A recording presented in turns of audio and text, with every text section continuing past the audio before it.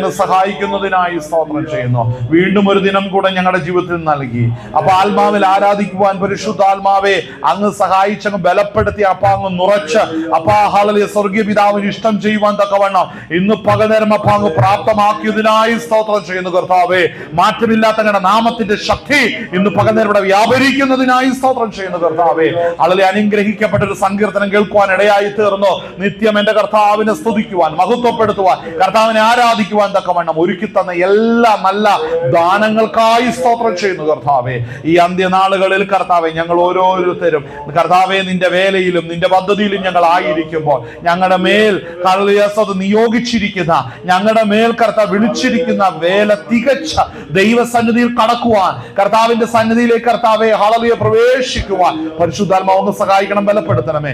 എല്ലാ വെല്ലുവിളികളും പോരുവിളികളും പോരാട്ടങ്ങളെ മാറ്റിയപ്പോൾ വിടുവിക്കുന്നതിനായി സ്തോത്രം ചെയ്യുന്നു കർത്താവെ. തിരുപ്പാൽ സമർപ്പിക്കുന്നു, ബലപ്പെടുത്തണം, കാത്തു സൂക്ഷിക്കണമേ. പ്രാർത്ഥന കേട്ടതിനായി സ്തോത്രം ചെയ്യുന്നു യേശു ക്രിസ്തുവിന്റെ പരിശുദ്ധനാമം തന്നെ. ദൈവനാമത്തിന് മഹത്വം ഉണ്ടാകട്ടെ. വീണ്ടും ദൈവസന്നിധിയിൽ നമ്മൾ ഒരുമിച്ചായിരിക്കുമ്പോൾ കർത്താവിന്റെ സന്നിധാനത്തിലേക്ക് നമ്മൾ ഒരുമിച്ച് അടുത്തു വന്ന് കർത്താവിനെ സ്തുതിക്കുവാൻ കർത്താവ് നമ്മളെ കാക്കുന്നതിനാവർത്തും ദൈവത്തെ മഹത്വപ്പെടുത്തുന്നു. സ്തോത്രം, ഹല്ലേലൂയ, സ്തോത്രം. നമുക്ക് അല്പനേരം നമുക്ക് ദൈവവചനത്തിൽ ചിന്തയിലേക്ക് നമുക്ക് പ്രവേശിക്കാവുന്നതാണ്. ആമേൻ, സ്തോത്രം. മത്തായി എഴുതിയ സുവിശേഷം 24-ാം അധ്യായം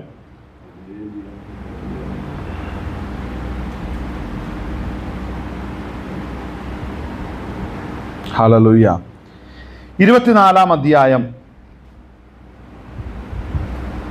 അതിൻ്റെ 7-ാം വാക്യം മുതൽ നമുക്ക് വായിക്കാം. മത്തായി സുവിശേഷം 24-ാം അധ്യായം 7-ാം വാക്യം മുതൽ. എതിർക്കും, ക്ഷാമവും പോകുമ്പോൾ അവിടെ ഉണ്ടാകും. ആരംഭം അത്രേ അടുത്തത്.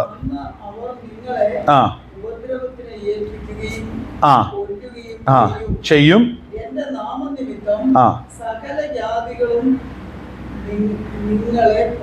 സ്തോത്രം. വളരെ അനുഗ്രഹിക്കപ്പെട്ട ഒരു വചനഭാഗമാണിത്.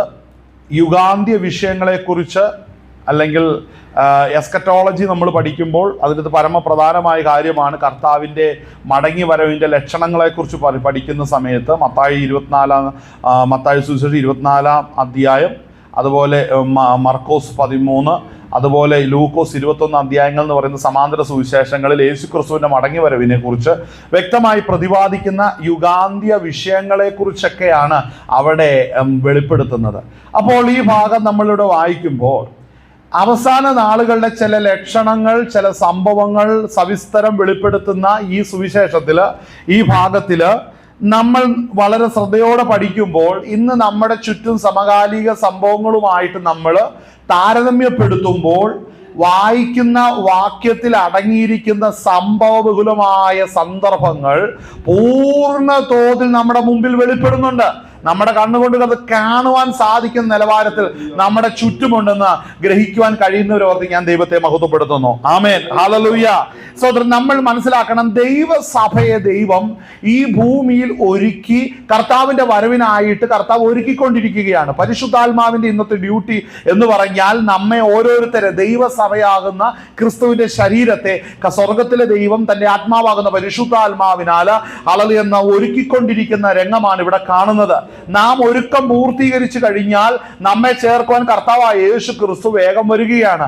അപ്പോൾ ഒരുക്കങ്ങൾ നടന്നുകൊണ്ടിരിക്കുമ്പോൾ സഭ എന്ന് പറഞ്ഞാൽ രക്ഷിക്കപ്പെട്ട ഓരോ വ്യക്തികളാണ് ദൈവത്തിന്റെ സഭ. നിങ്ങൾ ദൈവത്തിന്റെ മന്ദിരമെന്നും ദൈവത്തിന്റെ ആത്മാവ് നിങ്ങളിൽ വസിക്കുന്നുവെന്ന് നിങ്ങൾ അറിയുന്നില്ല. അപ്പോൾ മന്ദിരങ്ങളാണ് നാം ഓരോരുത്തരുമാണ് ദൈവത്തിന്റെ സഭ എന്നുള്ളത്. നമ്മളിൽ പരിശുദ്ധാത്മാവ് വസിക്കുമ്പോൾ പഴയ നിയമത്തിന്റെ ആരാധന നമ്മൾ നോക്കുമ്പോൾ സമാഗമന കൂടാരത്തിന്റെ അകത്ത് വെളിപ്പെട്ട ദൈവ സാന്നിധ്യം പോലെ ഇന്ന് നമ്മളാകുന്ന കൂടാരത്തിൽ, നാം ആകുന്ന മൺകൂടാരത്തിൽ ദൈവത്തിന്റെ ആത്മാവ് വസിക്കുമ്പോൾ ദൈവത്തിന്റെ മഹത്വം നമ്മളിൽ വെളിപ്പെട്ടുകൊണ്ടിരിക്കുകയാണ്.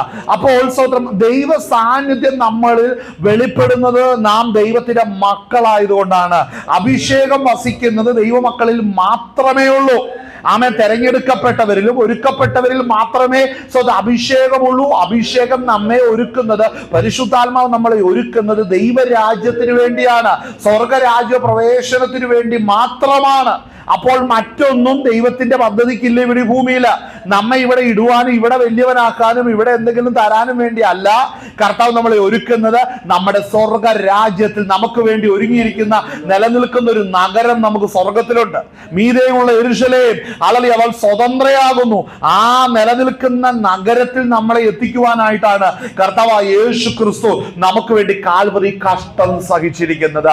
നമുക്ക് നിലനിൽക്കുന്ന ഒരു ആലയം, നമുക്ക് നിലനിൽക്കുന്ന ഒരു ഹല്ലേലൂയ ഒരു നഗരം വേണം, ഇളക്കമില്ലാത്തൊരു നഗരം വേണം. അതുപോലെ നമുക്ക് ഓരോരുത്തരും വസിക്കുവാൻ സ്വന്തം ഹല്ലേലൂയ യോഗ്യമായ വാസസ്ഥലങ്ങളെല്ലാം ഒരുക്കുന്നവനാണ് നമ്മുടെ കർത്താവായ യേശു ക്രിസ്തു. അപ്പോൾ മനസ്സിലാക്കണം, നമ്മൾ ഇന്ന് ഈ ലോകത്തിൽ ഒരുക്കപ്പെട്ടുകൊണ്ടിരിക്കുമ്പോൾ പലവിധ കഷ്ടങ്ങൾ, വേദനകൾ, പ്രതിസന്ധികളെല്ലാം നമ്മൾ അനുഭവിക്കുമ്പോൾ തന്നെ ഈ വേദനകളും പ്രതിസന്ധികളും യേശു ക്രിസ്തുവിനെ അറിയാത്തവന്റെ ജീവിതത്തിൽ ഉണ്ടെന്ന് മനസ്സിലാക്കണം. ആമേൻ. കർത്താവിനെ അറിയാത്തവന്റെ ജീവിതത്തിലും ഈ കഷ്ടങ്ങളും പ്രയാസങ്ങളും പ്രതിസന്ധികളും നേരിടുന്നുണ്ട്. ആമേൻ. ഇത് നമുക്ക് മാത്രമുള്ള ഒരു കാര്യമല്ല, ഇത് ലോക മനുഷ്യനും യേശു ക്രിസ്തുവിനെ അറിയാത്തവനും സകല മുഴുപാപത്തിൽ ഇരിക്കുന്നവനും ഈ കഷ്ടതകളും വേദനകളും ഉണ്ട്. അപ്പോൾ മനസ്സിലാക്കണം, നാം ഇന്ന് കഷ്ടം സഹിക്കുന്നത് എന്തുകൊണ്ടാണ്? നാം ക്രിസ്തുവിന്റെ നാമം ധരിച്ചിട്ട് കഷ്ടം സഹിക്കുന്നുണ്ടോ എന്നുള്ളതാണ് നോക്കേണ്ടത്. അവർ യേശു ക്രിസ്തുവിന്റെ നാമം ധരിച്ചിട്ട് ക്രിസ്ത്യാനിയായിട്ട് എന്ന് പറഞ്ഞാൽ എന്താ അർത്ഥമാക്കുന്നത്? ഹല്ലേലൂയ, സ്തോത്രം. ഹല്ലേലൂയ. രക്ഷിക്കപ്പെട്ട് സ്നാനപ്പെട്ട് കർത്താവ് നമ്മെ വിളിച്ച വേലയ്ക്കനുസരിച്ച് നമ്മൾ പൂർണ്ണ അനുസരണത്തോടും സമർപ്പണത്തോടും ദൈവസന്നിധിയിൽ ഏൽപ്പിച്ച പരിശുദ്ധാത്മാവ് നമ്മളെ ഏൽപ്പിക്കുന്ന ദൗത്യങ്ങൾ നമ്മൾ പൂർണ്ണ തോതിൽ അത് ചെയ്ത് പൂർത്തീകരിക്കുവാൻ നമ്മൾ കൃപയിൽ ആശ്രയിച്ച് മുന്നേറണം. ഇതിനായിട്ടാണ് കർത്താവ് നമ്മളെ ഈ ഭൂമിയിൽ നിന്നാക്കി വെച്ചിരിക്കുന്നത്.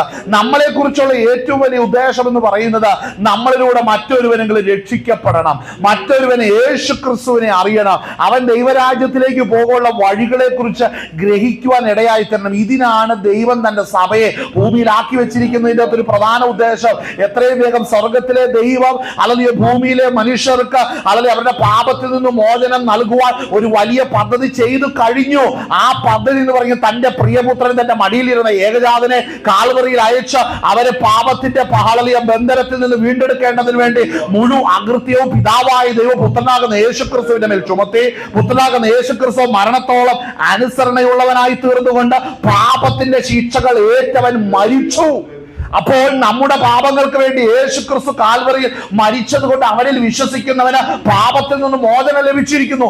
ഈ വലിയ സദ്വർത്തമാനം ലോകത്തെല്ലായിടത്തും എത്തിക്കുവാനും അത് ആഹ്വാനം ചെയ്യുവാനും നിയോഗിക്കപ്പെട്ടവരാണ് ദൈവമക്കളും ദൈവദാസന്മാരും.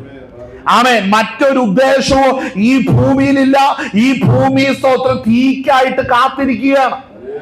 നമുക്ക് പ്രിയപ്പെട്ടതെല്ലാം തീക്കായിട്ട് കാത്തിരിക്കുകയാണ്. നമ്മൾ ആറ്റുനോറ്റ് അളലിയ പൈസ ഉണ്ടാക്കി അളലിയ സ്തോത്രം കെട്ടി ഉയർത്തിയിരിക്കുന്ന കെട്ടിടങ്ങൾ, അളലിയ വീടുകൾ, തോട്ടങ്ങളെല്ലാം തീക്കകത്തേക്ക് പോകാൻ പോവുകയാണ്. അളലി ഒരു മനുഷ്യൻ അളലി അടുത്തുകൂടെ പോയി ഒരു കയ്യിരിക്കുന്ന ഒരു സാധനം കൊണ്ട് വണ്ടിയുടെ ഒരു പെയിന്റ് ഇച്ചിരി പോറിയ നമ്മൾ അതിന്റെ അകത്തുനിന്ന് ഗോലിയാത്ത് ചാടുന്ന പോലെ പുറത്ത് ചാടിയിട്ട് പ്രതികരിക്കും. മനസ്സിലാക്കണം, നീ ഇന്ന് ഈ സംസാരിക്കുന്ന നിന്റെ വണ്ടിയാകട്ടെ നിനക്കുള്ള പ്രമാണങ്ങളായിട്ട് എല്ലാം തീക്കകത്ത് പോകാൻ പോവുകയാണ്. അപ്പോൾ മനസ്സിലാക്കണം, നമ്മൾ മനോഹരമെന്ന് കാണുന്ന ദേശങ്ങളെല്ലാം അളലിയ നാശത്തിലേക്ക് പോകാൻ പോവുകയാണ്. അളലി എല്ലാം അസ്തമനത്തിലേക്ക് ചെന്നുകൊണ്ടിരിക്കുകയാണ്. ഇത് ദൈവവചനം മാത്രമാണ് വെളിപ്പെടുത്തുന്നുള്ളൂ. എപ്പോൾ സംഭവിക്കും? അത് പൂർണ്ണതോതിൽ വെളിപ്പെടുന്നതിന് മുമ്പേ അളലിയ കർത്താവിൽ വിശുദ്ധരായി വിളിക്കപ്പെട്ട വിശുദ്ധന്മാരെ കർത്താവിന് സ്ഥലം ചേർക്കപ്പെട്ട അവർ ഈ ഭൂമിയിൽ നിന്ന് മാറ്റപ്പെട്ട് കഴിയുമ്പോൾ ഈ ഭൂമിയുടെ മേൽ അളലിയ ശക്തിയേറിയ ന്യായവിധി വെളിപ്പെടും. ആമേൻ. ആ ന്യായവിധിയുടെ മുമ്പിൽ നിന്ന് ഒഴിഞ്ഞു പോകുവാനാണ് നാം ഇന്ന് ഒരുങ്ങേണ്ടതും. നമ്മൾക്ക് ഇവിടെ നിലനിൽക്കുന്ന ഒരു നഗരമില്ല. ന്യൂയോർക്കിലേക്ക് പോയാലും കാനഡയ്ക്ക് പോയാലോ ഓസ്ട്രേലിയയിലേക്ക് പോയാലോ UK പോയാലോ ഏത് രാജ്യത്തിൽ പോയാലോ അതൊന്നും നിലനിൽക്കുന്ന രാജ്യമല്ല. അതല്ല, ഇളക്കമുള്ള രാജ്യവും നശിച്ചു പോകുന്നതും തീക്കായിട്ട് കാത്തിരിക്കുന്നതുമാണ്. മനസ്സിലാകുന്നുണ്ടോ? ഹല്ലേലൂയ. നമ്മുടെ പ്രത്യാശ അങ്ങ് UK പോകണമെന്നോ അല്ലെങ്കിൽ USA പോകണമെന്നോ അല്ല. ആണോ? ഹല്ലേലൂയ. അതല്ല നമ്മുടെ പ്രത്യാശ. നമുക്ക് നിലനിൽക്കുന്ന ഒരു രാജ്യം സ്വർഗത്തിലുണ്ട്. അതിൽ 12 അടിസ്ഥാനത്തിലുമേ 12 ഗോപുരങ്ങൾ, അതിൽ 12 മുത്തുകളാൽ നിർമ്മിതമായ ഗോപുരങ്ങൾ, അതിലൂടെ വിശുദ്ധന്മാർ പ്രവേശിക്കണം വിശുദ്ധ നഗരത്തിലാണ്. ആണല്ലോ. ഈ വലിയ പ്രത്യാശയ്ക്കായിട്ടാണ് സ്വർഗത്തിലെ ദൈവം നമ്മൾ ഒരുക്കിക്കൊണ്ടിരിക്കുന്നത്. വേറെ ഒന്നും ഒരു ഉദ്ദേശമല്ല. ഹല്ലേലൂയ, സ്തോത്രം. അപ്പോൾ നമ്മൾ ഈ വായിച്ച വാക്യത്തിലേക്ക് നമ്മൾ വരുമ്പോൾ ആളുകൾ ഇന്ന് സഭയിലേക്ക് നമ്മൾ തിരിയണം. നമുക്ക് പുറത്ത് നടക്കുന്ന കാര്യത്തെക്കുറിച്ച് ചിന്തിക്കണമെന്ന് ചോദിച്ചാൽ അതൊരു 20% ചിന്തിച്ചാൽ മതി. 80% സഭയ്ക്കകത്തെ വിഷയം ചിന്തിക്കണം, വിശുദ്ധന്മാരുടെ കാര്യം ചിന്തിക്കണം. എന്നാൽ ഇന്ന് പലരുടെയും ദർശനം കിട്ടുന്നത് ഒരു 20% പോലും സഭയ്ക്കകത്ത് നോക്കണ്ട, പുറത്തേക്ക് നോക്കിയാൽ മതി. എല്ലാവരും ഹല്ലേലൂയ പുറത്തേക്ക് പരസ്യയോഗമായി ട്രാക്ട് വിതരണമായിട്ട് പല കാരണവുമായിട്ട് പുറത്തേക്ക് ഇറങ്ങുന്നുണ്ട്. പക്ഷേ സഭ ഇന്ന് വാടിക്കരിഞ്ഞ് കാഹളശബ്ദം കേട്ട പറക്കാൻ പോയിട്ട് അനങ്ങാൻ കഴിയാത്ത നിലവാരത്തിൽ പാപത്തിലും പലവിധ സ്വഭാവത്തിലും അടിഞ്ഞു കിടക്കുന്നത് ആരും പറയുന്നില്ല, അല്ലേ? ഹല്ലേലൂയ. പറയണമല്ലോ, ഈ ദിവസങ്ങളിലൊക്കെ നവമാധ്യമങ്ങളിൽ കൂടെ കാണുകയും കേൾക്കുകയും ചെയ്യുന്ന കാര്യം കേട്ടാൽ ലജ്ജ തോന്നും, അല്ലേ? ലജ്ജ തോന്നും. എന്താണ് ഈ മഹത്വമുള്ള വേലയ്ക്ക് വിളിക്കപ്പെട്ടവരൊക്കെ ഗുണ്ടാപ്പണി ചെയ്തുകൊണ്ടായിരിക്കുന്നത്, അല്ലേ?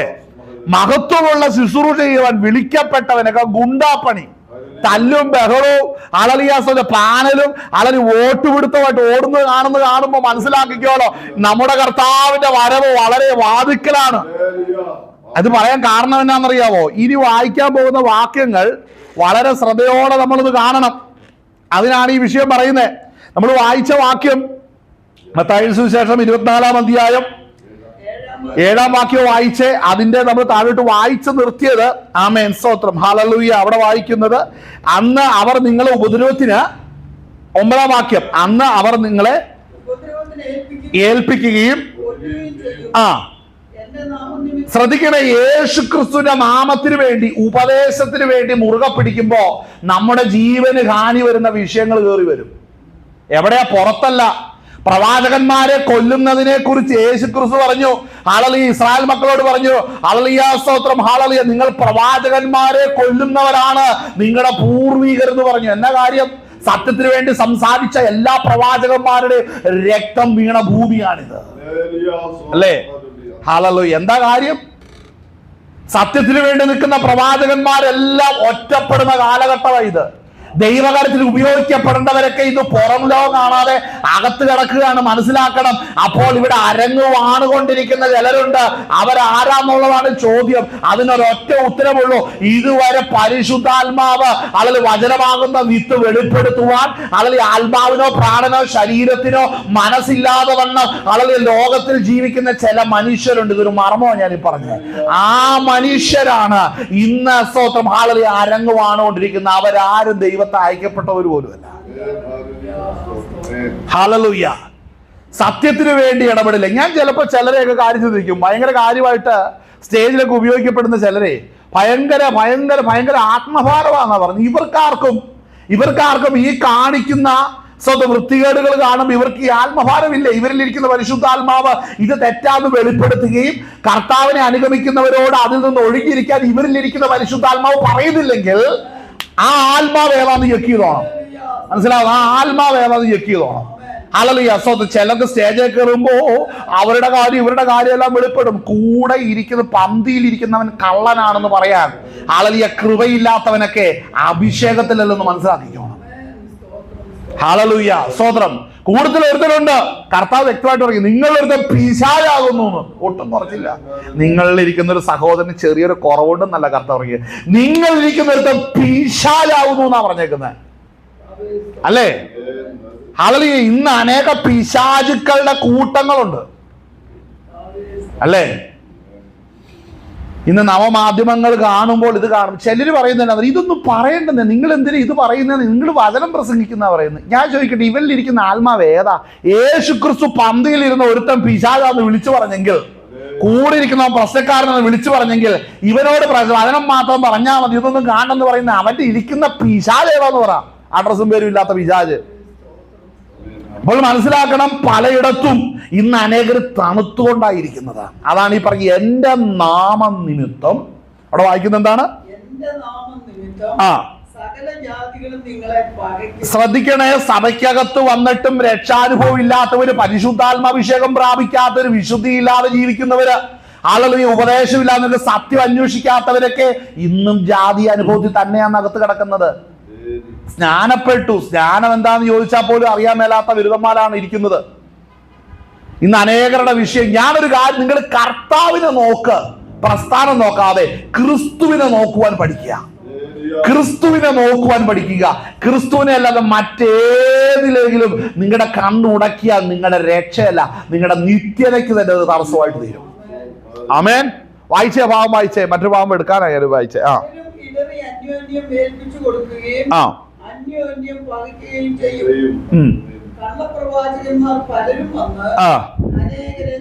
ഇവിടെ ഈ കള്ളപ്രവാചകന്മാർ ആരാന്ന് ഇന്ന് നമ്മളുടെ പെന്തക്കോസ് കോളത്തോട് ചോദിച്ച, പെന്തക്കോസ് കോളത്തിൽ കുറെ പേര് പറയും സ്തോത്രം, ഹല്ലേലൂയ സ്തോത്രം. എന്താണെന്നറിയാം? എന്താ പറയും? ഈ വ്യാജമായ രോഗശാന്തി ഭൂതശാന്തി ഒക്കെ പറഞ്ഞുകൊണ്ടിരിക്കുന്നവരാണ്, അല്ല ഇല്ലാത്ത കാര്യം പറയുന്നവരാണ് കള്ളപ്രവാചകന്മാർ. അത് ശരി തന്നെയാണ്, അത് ആ കാര്യം ശരിയാണ്. പക്ഷെ അവര് മാത്രമാണോ? ഹല്ലേലൂയ സ്തോത്രം. എല്ലായിടത്തും മുട്ടനടിയും ബഹളവും വഴക്കും, ഹല്ലേലൂയ, വേർതിരിഞ്ഞ സ്തോത്രം 2, 3, 4 ചേരിയായിട്ട് നിന്നുകൊണ്ട് തമ്മിൽ പാനല് കളിക്കുന്നവൻ സഭായോഗത്തിൽ പെൽപ്പുറ്റേ കയറി നിൽക്കുമ്പോ അവൻ പ്രവചിക്കുന്നുണ്ട്. അവൻ ആരായിരിക്കും? അവൻ കള്ളപ്രവാചകനല്ലേ? അല്ലേ? ഹല്ലേലൂയ. ജീവിതത്തിൽ ഇല്ലാത്തത് മറ്റുള്ളവരോട് പറയുന്നെങ്കിൽ അവൻ കള്ളപ്രവാചകനാ. ജീവിതത്തിൽ ഇല്ലാത്തത് മറ്റുള്ളവരോട് പറയുന്നവൻ കള്ളപ്രവാചകൻ. അതാ നമ്മുടെ ടൈറ്റിൽ കേട്ടോ. എഴുതി വെച്ചേ. ജീവിതത്തിൽ ഇല്ലാത്തത് മറ്റുള്ളവരെ ഉപദേശിക്കുന്നവനാണ് കള്ളപ്രവാചകൻ. മനസ്സിലാകുന്നുണ്ടോ? ഹല്ലേലൂയ. ജീവിതത്തിൽ ഇല്ല, പക്ഷെ മറ്റുള്ളവർ ഉപദേശിക്കും. ആമേൻ. ഹല്ലേലൂയ. നമ്മൾ ഈ വാക്യം നമ്മൾ നോക്കുമ്പോൾ ഈ കള്ളപ്രവാചകന്മാരെ കുറിച്ച് ഇവിടെ പറയുന്നത്, കള്ളപ്രവാചകന്മാർ പലരും വന്ന് അനേകരെ തെറ്റിക്കും. അടുത്ത വാക്യം ശ്രദ്ധിക്കുക. അധർമ്മം, അടുത്ത വാക്യം, അതിന്റെ 11-ാം വാക്യം. അധർമ്മം പെരുകുന്നത് കൊണ്ട് അനേകരുടെ സ്നേഹം തണുത്തു പോകും. ശ്രദ്ധിക്കണം കേട്ടോ. എന്താ ഇപ്പൊ സംഭവിക്കുന്ന അറിയാമോ? നമുക്കിപ്പോ ആരെ വിശ്വസിക്കാൻ പറ്റുന്നില്ല. ഇവൻ ആരാ? ഭക്തിയുടെ വേഷമുണ്ട്, ശക്തിയില്ല. ശക്തി ഉണ്ടെങ്കിൽ അവൻ സത്യത്തിന് വേണ്ടി നിൽക്കും. ഈ ശക്തി നമുക്ക് നൽകുന്നത് എന്തിനാണെന്നറിയാം? സത്യത്തിന് വേണ്ടി നിൽക്കാനാണ്, ന്യായത്തിന് നീതിക്കും വേണ്ടി നിൽക്കാനാണ്. ഞാനൊരു കാര്യം ചോദിക്കട്ടെ. കർത്താവിന്റെ നാമത്തിൽ ഈ കാണിക്കുന്ന അകൃത്യങ്ങളും അതിക്രമങ്ങളെല്ലാം കാണിക്കുമ്പോൾ ഇതൊന്നും വേണ്ട, എനിക്ക് എന്റെ കർത്താവിനെ സേവിച്ചാൽ മതി, ഞാൻ ഇതിൽ നിന്നെല്ലാം ഒഴിയുകയാണ്, കർത്താവിന്റെ വരവിൽ പോകണമെന്ന് പറഞ്ഞുകൊണ്ട് ഈ സ്റ്റേജ് കുലുക്കുന്ന ഒറ്റ പേര് പോലും പുറകോട്ട് പോകുന്നില്ലല്ലോ. അതെന്താ? അപ്പൊ ചിലത് കണ്ടിട്ടാണ് അവിടെ നിൽക്കുന്നത്. ഞാൻ പറയാം, അത് ദൈവം കണ്ടിട്ടോ. മനുഷ്യൻ നോക്കി കാണുന്നത് മഹത്വമുള്ള പലതും ദൈവത്തിന്റെ കണ്ണിൽ അറപ്പാണെങ്കിലോ? മഹത്വമുള്ള പലതും ദൈവസന്നിധിയിൽ അറപ്പാണെങ്കിൽ അതിനെന്തെങ്കിലും പറയാനുണ്ടോ? അവിടെ വചനം പറയുന്നത് എന്താണ്? ആ വാക്യം ഒന്നും കൂടെ വായിച്ചേ.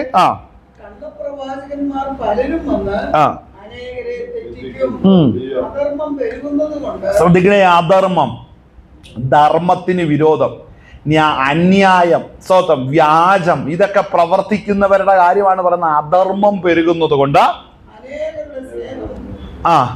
തണുത്തുപോകും.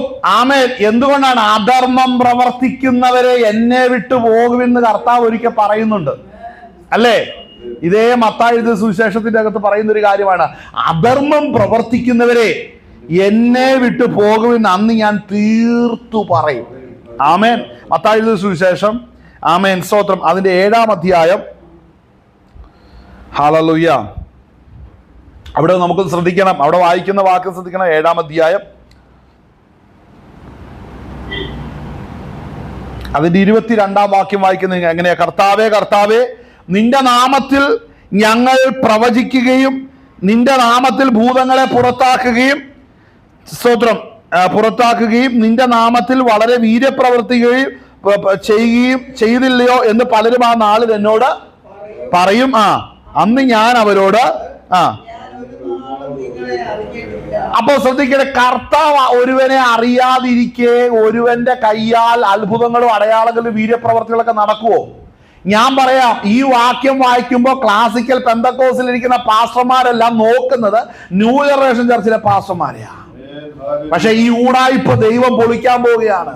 ഈ കർത്താവിന്റെ നാമത്തിൽ ഇലക്ഷനും വോട്ട് പിടുത്തമായിട്ട് നടക്കുന്നവരുടെ മേല് ദൈവം വെറുതെ വിടുമെന്നാണ് കാണുന്നത്. അവർ ആത്മാവിലാണെന്നാണ് പറയുന്നത്. ഹല്ലേലൂയ. നിന്റെ നാമത്തിൽ ഞങ്ങൾ ഒരുമിച്ച് പ്രാർത്ഥിച്ചു തുടങ്ങി, നീ അറിഞ്ഞില്ലേ ദൈവമേ എന്ന് ചോദിക്കുമെന്ന്. ഞാൻ നിങ്ങളെ അറിഞ്ഞിട്ടില്ല. അതുകൊണ്ടാണ് ഈ ഗുണ്ടാപ്പണി ഊക്കി പോകുന്നത്. അനേക ദൈവദാസന്മാരെ ചിലരെ അന്വേഷിക്കുമ്പോൾ ചിലര് മദ്യപാനികളാ, ഭയങ്കര മദ്യപാനികളുണ്ട് ഇതിനകത്ത്. എന്താ കാരണം? പണം അല്ലേ? അനീതിയുള്ള മാമോൻ കൊണ്ട് അക്കൗണ്ട് നിറഞ്ഞ പിന്നെ അവൻ പറയുന്നതാണ് വേദവാക്യം അല്ലേ? ഹല്ലേലൂയ. ഇന്ന് നടക്കുന്ന ഇന്നത്തെ ഈ കാലഘട്ടം ഏതാണെന്നറിയാവോ?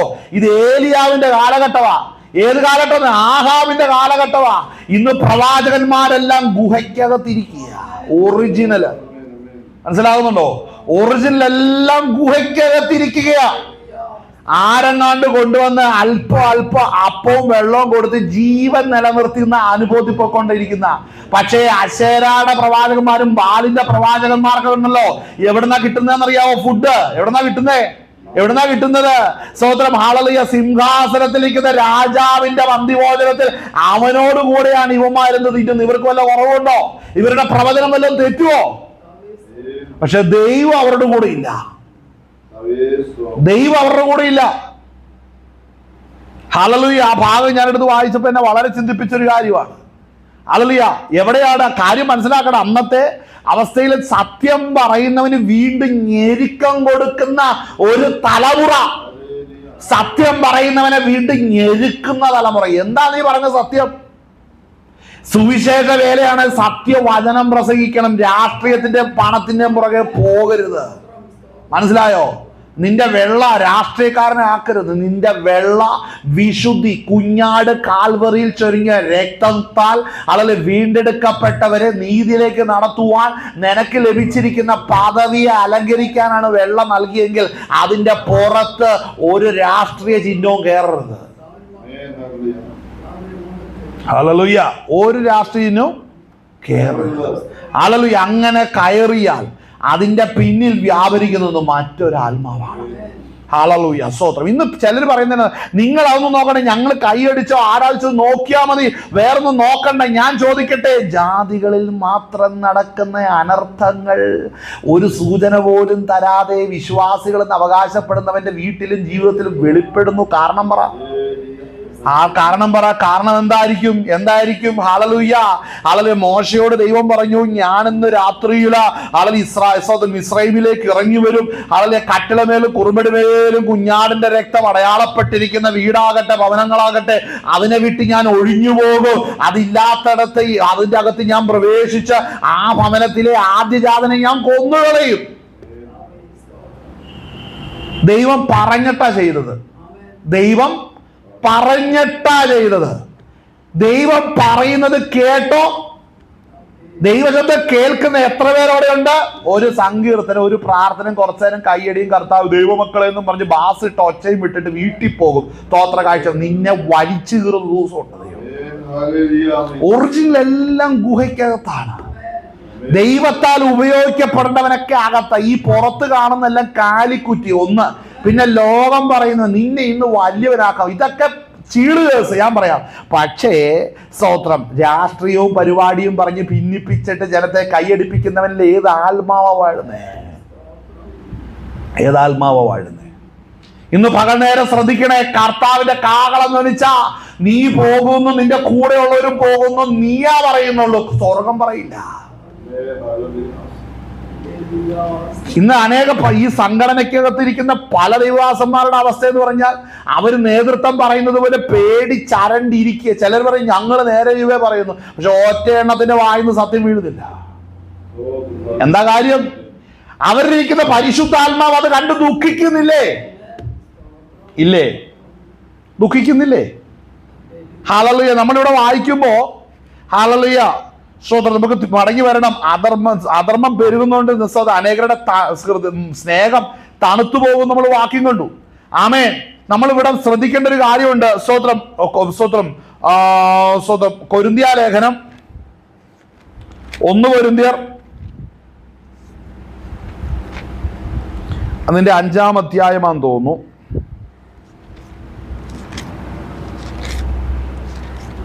അഞ്ചാം അധ്യായത്തില് നമ്മൾ കടന്നു വരുമ്പോൾ ഒരു വിഷയം വായിക്കാനുണ്ട്. ഒന്ന് വായിച്ചേ. 5:1 മുതൽ വായിച്ചോ.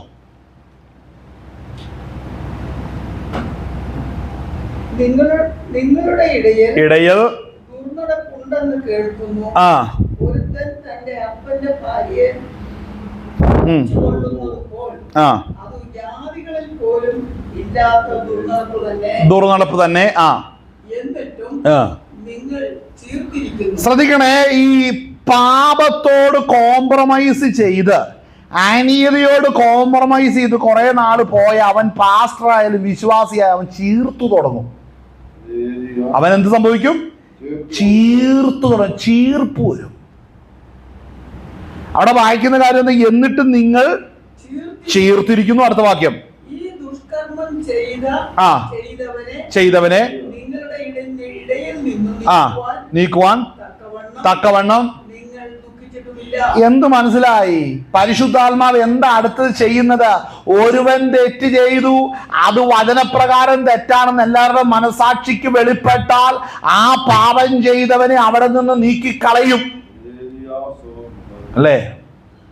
ആ പാപം ചെയ്തവനെ അവിടെ നിന്ന് നീക്കിക്കളയണം. ഇവിടെ പറയുന്ന സംബന്ധിച്ചോ, പൗലോസ് ഇവിടെ ആത്മാവിൽ എഴുതി വെച്ചിരിക്കുന്ന കാര്യമാണ് പറയുന്നത്. ആത്മാവിൽ കൊരിന്ത് സഭയെ നോക്കിയിട്ട് കണ്ടിട്ട് അവിടെ പറയുന്ന കാര്യമെന്ന്, നിങ്ങൾ ആരും അത് കണ്ടിട്ട് ദുഃഖിച്ചില്ലെന്ന്, നിങ്ങൾക്ക് ആർക്കൊരു വേദനയായിട്ട് തോന്നിയില്ലെന്ന്, സഭയ്ക്കകത്ത് അന്യായം പ്രവർത്തിക്കുന്നത് കാണുമ്പോൾ സാരമില്ലെന്ന്, നാളെ ശരിയായിക്കോളും, നമുക്കെല്ലാം പ്രാർത്ഥിക്കാം. ഇതൊന്നും നടക്കൂല. നമ്മുടെ ദൈവം ദഹിപ്പിക്കുന്ന അഗ്നിയാണ്. മനസ്സിലാകുന്നുണ്ട്? നമ്മുടെ കർത്താവ് ദഹിപ്പിക്കുന്ന അഗ്നിയാണ്. എന്താ പരിശുദ്ധാത്മാവിടെ ഇടപെടുന്നത്? നിങ്ങൾ ചീർത്തിരിക്കുന്ന ഈ ദുഷ്കർമ്മം ചെയ്തവനെ നിങ്ങളുടെ ഇടയിൽ നിന്ന് നീക്കുവാൻ നിങ്ങൾ. ശ്രദ്ധിച്ചേ, ഇന്ന് ഈ രാഷ്ട്രീയം കളിക്കുന്ന സഭാ സംഘടനകൾ ഒരു കാര്യം ചോദിക്കാം. നിങ്ങൾ ദുഃഖിച്ചിട്ടുണ്ടോ? ഈ അതിക്രമം പ്രവർത്തിക്കുന്നവരെ പുറത്താക്കി അല്ലെങ്കിൽ ആത്മീകരെ മുന്നിൽ നിർത്താനായിട്ട് ദുഃഖിച്ചിട്ടുണ്ടോ? ദുഃഖിച്ചിട്ടില്ല. അതാണ് കൊരിന്തിന്റെ പ്രത്യേകത. അവിടെ തെറ്റ് എത്ര കൂടിയാലും ഞങ്ങൾ കണ്ണടച്ച് അതിനെ പാസ്സാക്കുന്ന ഒരു കൃപയുണ്ട് കേട്ടോ. ഞങ്ങൾ മിണ്ടില്ല. ഹല്ലേലൂയ. ഞാൻ ഈ സഭയോ ദൈവത്തെ മഹത്വം എന്നാന്നറിയാം, നമ്മുടെ ആത്മാവിൽ ഇത് പ്രസംഗിക്കാനുള്ള ആത്മാവിന്റെ സ്തോത്രം ഹല്ലേലൂയ പൂർണ്ണ നടത്തിപ്പുണ്ടല്ലോ. എന്നാൽ മറ്റു ചില സഭകളുടെ അകത്ത് ഇങ്ങനെ കാര്യങ്ങൾ പറയാൻ തുടങ്ങുമ്പോണ്ടല്ലോ, അവിടുന്ന് ഇവിടെ നിന്നൊക്കെ ഈ ഉള്ളത്തിലെ എതിർപ്പിന് ഇങ്ങനെ പൊങ്ങി വരും. പരിശുദ്ധാത്മാവ് നമ്മൾ അതിനെ വിവേചിക്കുമ്പോൾ അറിയാം, ഒത്തിരി ഹൃദയങ്ങൾ ഇങ്ങനെ കടുത്ത് ദേഷ്യപ്പെട്ട് വൈരാഗ്യപ്പെട്ട് ഇരിക്കുകയാണ്. ഞാൻ ചോദിക്കട്ടെ, കാകളം എന്ന് വെച്ചാൽ നീ പോകും, നിന്നോട് ആരാ പറഞ്ഞേ? നീ ആരെയൊക്കെ കളിപ്പിച്ചിട്ടുണ്ട്? നീ 100 പോയി പരസ്യവും ചെയ്യും, 10 പേരോട് നീ കർത്താവിനെ കുറിച്ച് പറയും, പക്ഷെ നീ ഇതിനെ കുറിച്ച് ഒന്നും പറയില്ല. കാര്യം നിന്നിൽ ചീർപ്പുണ്ട്. സഭയ്ക്കകത്ത് നീ ചീർത്താൽ, അല്ലെങ്കിൽ ഉപദേശ സത്യവചനത്തിന് വേണ്ടി നിൽക്കാതെ അനീതിക്ക് നീ അതിന് സപ്പോർട്ട് ചെയ്താൽ, ഞാൻ പറയാം, ആത്മീകമായിട്ട് പറയാം, ഇവൻ ചീർത്തിരിക്കുകയാണ്. ആമേൻ. വളരെ ചിന്തിക്കുക, എന്തുകൊണ്ടാണ് സഭയ്ക്കകത്ത് സ്നേഹം തണുത്തു പോകുന്നത്? അനേക കള്ളപ്രവാചകന്മാര് വന്ന്. ആരായി കള്ളപ്രവാചകന്മാര്? ആരാണ്? നാളെ നിന്നെ വാലല്ല തലയാക്കുന്നത്. അതവിടെ കിടക്കട്ടെ, അതിലും വലിയ സൈസുകൾ ഇരുന്ന് കിടപ്പില്ലേ? ബൈബിൾ കോളേജ് പഠിപ്പിക്കുന്നത്, പ്രധാനപ്പെട്ട സ്ഥാനങ്ങളിൽ അർഹിക്കുന്നവര്, ഇവരൊക്കെ ആ അവർക്ക് ആർക്കും അവരുടെ കണ്ണിന് കുരുടാണോ? ഇത് കാണുന്നില്ലേ? അവരുടെ കണ്ണിന്റെ കാഴ്ച പോയോ? അതോ അവർ മരിച്ചിരിക്കുകയാണോ? ഹല്ലേലൂയ. എനിക്കിതിനെ ഓർത്ത് ദുഃഖമില്ല, എനിക്ക് ലജ്ജയാ തോന്നുന്നേ. ഹല്ലേലൂയ. വളരെ പറയേണ്ടതായിട്ട് തോന്നുന്നു. അനേകർ മാനസാന്തരപ്പെടണം. ഈ പാപവഴികൾ വിട്ട് മാനസാന്തരപ്പെടണം. ക്രിസ്തുവിലേക്ക് വാ, വചനത്തിലേക്ക് വാ. ഈ മുറിവചനം പിടിച്ചോണ്ട്, അല്ലെങ്കിൽ ഒരു പെൻഷൻ പറ്റുന്ന കാലം വരെ ഒരു മുറിവചനം പിടിച്ചോണ്ട് ശുശ്രൂഷിക്കട്ട് 65-ാം വയസ്സിലെങ്ങാണ്ട് പെൻഷനും പറ്റി പിന്നെ വീട്ടിൽ നിങ്ങൾ ചൊറിയും കുത്തിയിരുന്നിട്ട് ദൈവമോ എനിക്ക് നല്ലത് ചെയ്യുന്നു പറഞ്ഞോണ്ടിരിക്കും. ഇതൊന്നും അല്ല. നിന്റെ ആയുസിൽ നീ ഏലിയാവിനെ പോലെ നിൽക്കണം മകനെ. മനസ്സിലായോ? ആഹാബ് നിനക്ക് ഒന്നും തരത്തില്ല, നിന്നെ വളരെ ഉപദ്രവിച്ചെന്നിരിക്കും. നീ സത്യത്തിന് വേണ്ടി നിൽക്കാൻ നിനക്ക് മനസ്സുണ്ടോ? നിനക്ക് സഹിഷ്ണുതയുണ്ടോ? ഇല്ല. സഹിഷ്ണുത ഇല്ലാത്തത് കൊണ്ടാണ് ചീർത്തിരിക്കുന്നത്. അല്ലേ?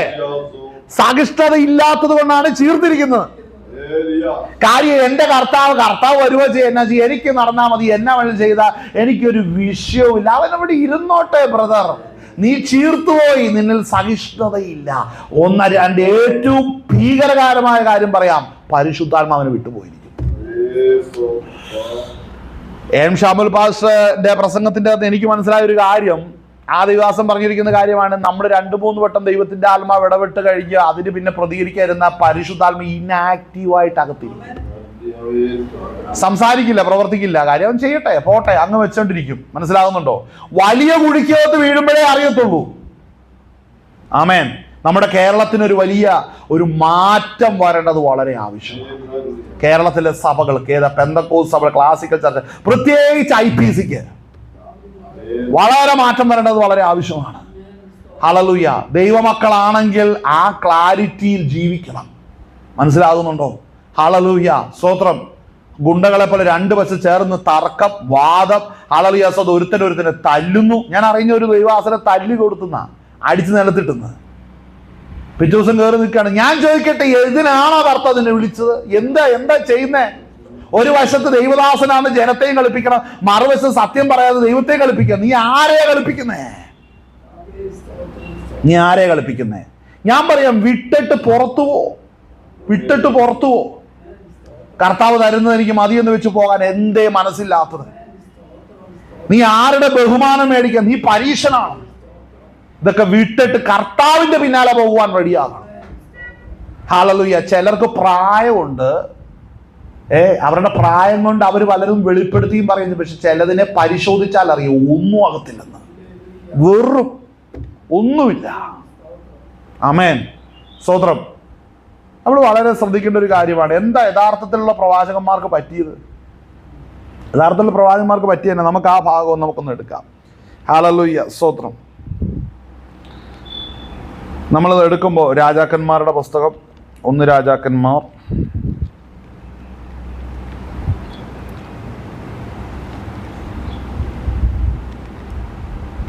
Hallelujah.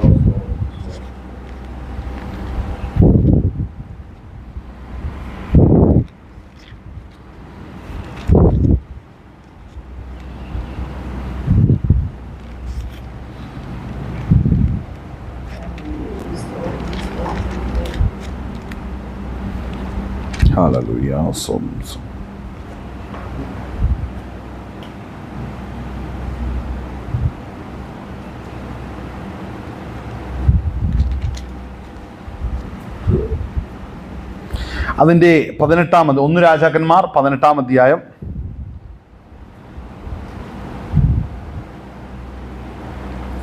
1 രാജാക്കന്മാർ 18-ാം അധ്യായം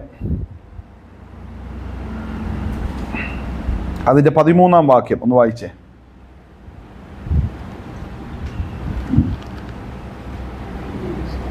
സ്തോത്രം. ഹല്ലേലൂയ. വായിച്ചാട്ടെ. 18-13. 1 രാജാക്കന്മാർ 18-13. ഇസബേൽ യഹോവയുടെ പ്രവാചകന്മാരെ കൊല്ലുമ്പോൾ ഞാൻ യഹോവയുടെ പ്രവാചകന്മാരിൽ 100 പേരെ ഓരോ ഗുഹയിൽ 50 കണ്ണട മാറ്റണം. വായിക്കേ. പേരായി ഒളിപ്പിച്ച് അപ്പവും വെള്ളവും കൊടുത്തു രക്ഷിച്ച വസ്തുത യജമാനൻ അറിഞ്ഞിട്ടില്ലയോ? ശ്രദ്ധിക്കണം. ദൈവത്തിന്റെ യഥാർത്ഥ പ്രവാചകന്മാർ ഇപ്പൊ എവിടെ കിടക്കുന്നത്? ആഹാബ് വാഴുമ്പോ എവിടെയാണെന്നറിയോ? ഒറിജിനലെല്ലാം കിടക്കുന്നേ ഗുഹയ്ക്കകത്ത് കിടക്കുക. ഒറിജിനൽ കിടക്കുന്നത് എവിടെയാണ്? ഗുഹയ്ക്കകത്ത്. അവിടെ നോക്കണം. അവിടെ 100 പ്രവാചകന്മാരുടെ കാര്യം അവിടെ പറയുന്നത്. അവിടെ പറയുന്ന കാര്യം ശ്രദ്ധിക്കണം. ഓരോ ഗുഹയിൽ 50 പേരായി ഒളിപ്പിച്ച അപ്പവും വെള്ളവും കൊടുത്തു രക്ഷിച്ച് വസ്തുത യജമാനൻ അറിഞ്ഞിരിക്കുമല്ലോ. ശ്രദ്ധിക്കണം. ഇവർക്ക് എന്താ? അപ്പവും വെള്ളവും കൊടുത്ത് ജീവൻ നിലനിർത്തി മുമ്പോട്ട് കൊണ്ടുകൊണ്ടിരിക്കുക. ഇവരെ ഒളിപ്പിച്ചേക്കുക ഗുഹയ്ക്കകത്ത്, അല്ലേ? എന്താ കാരണം? ഭരിക്കുന്നവർ ശരിയല്ലെങ്കിൽ എന്താ സംഭവിക്കുന്ന? ദൈവകൃപയുള്ളതെല്ലാം ഗുഹയ്ക്കകത്തിരിക്കേണ്ടി വരും. വ്യാജന്മാര് നേതൃത്വത്തിൽ വന്നാൽ സത്യത്തിൽ നടക്കേണ്ടവരെല്ലാം ഇതുപോലെ ഒളിവിലും കാടിലും എല്ലാം പോയി മനുഷ്യവാസം ഇല്ലാത്തടത്ത് ജീവിക്കേണ്ടതായിട്ട് ഒരു കാര്യം നേതൃത്വം വഷളായാൽ ഉണ്ടാകുന്ന പ്രത്യേകതയാണ്. ഞാൻ ചോദിക്കട്ടെ, ആളുകൾ ഈ വഷളത്വം പ്രവർത്തിക്കുന്നവരുടെ ഇടയിൽ അവരുടെ പ്രവൃത്തിയെ സ്തോത്രം തിരിച്ചറിയുവാൻ, അതിനെതിരെ വിരൽ ചൂണ്ടുവാൻ എന്തേ ഒരു ഏലിയാവ് പോലും ഈ സംഘടനകളില്ലാത്തത്? കാരണം ഇത്രയേ ഉള്ളൂ, അവര് ഗുഹകളിലാണ്. ഏതാണ്ട് ഗേഹസിയെ പോലെ ചിലതൊക്കെ എഴുന്നേറ്റ് നിന്നിട്ട് ഇപ്പൊ രണ്ടിലൊന്ന് കാണിച്ചു തരാന്ന് പറഞ്ഞാലും പിന്നീട് കുഷ്ഠം കാരണം പിന്നെ മുമ്പോട്ട് നാക്കാനങ്ങത്തില്ല, അല്ലേ? അങ്ങനെയുള്ള ചിലതൊക്കെ ഉണ്ട് അവിടെ. ആമേൻ, ഹല്ലേലൂയ. അങ്ങനെയുള്ളതുള്ള ഒറിജിനൽ അവിടെ ഇല്ല. മനസ്സിലാക്കണം. എന്താ ഈ കാലഘട്ടത്തിന്റെ പ്രത്യേകത എന്താണ്? സ്തോത്രം, ദൈവത്തിന്റെ പ്രവാചകൻ പറഞ്ഞു. എന്താ പറഞ്ഞേ? ഹല്ലേലൂയ, സ്തോത്രം. ഈ സ്തോത്രം ഈ ഭൂതലത്തിൽ എന്ത് സംഭവം? അതിന്റെ ഒന്ന് വായിക്കുന്ന, ഏറിയ നാൾ കഴിഞ്ഞിട്ട് 3 സംവത്സരത്തിൽ ഏലിയാവിന് യഹോവയുടെ അരുളപ്പാടുണ്ടായി, നീ ആഹാബിന് നിന്നെ തന്നെ കാണിക്കുക. നോക്കിയ മഴ പെയ്യ്ക്കുവാൻ പോകുന്നു എന്ന് പറഞ്ഞു.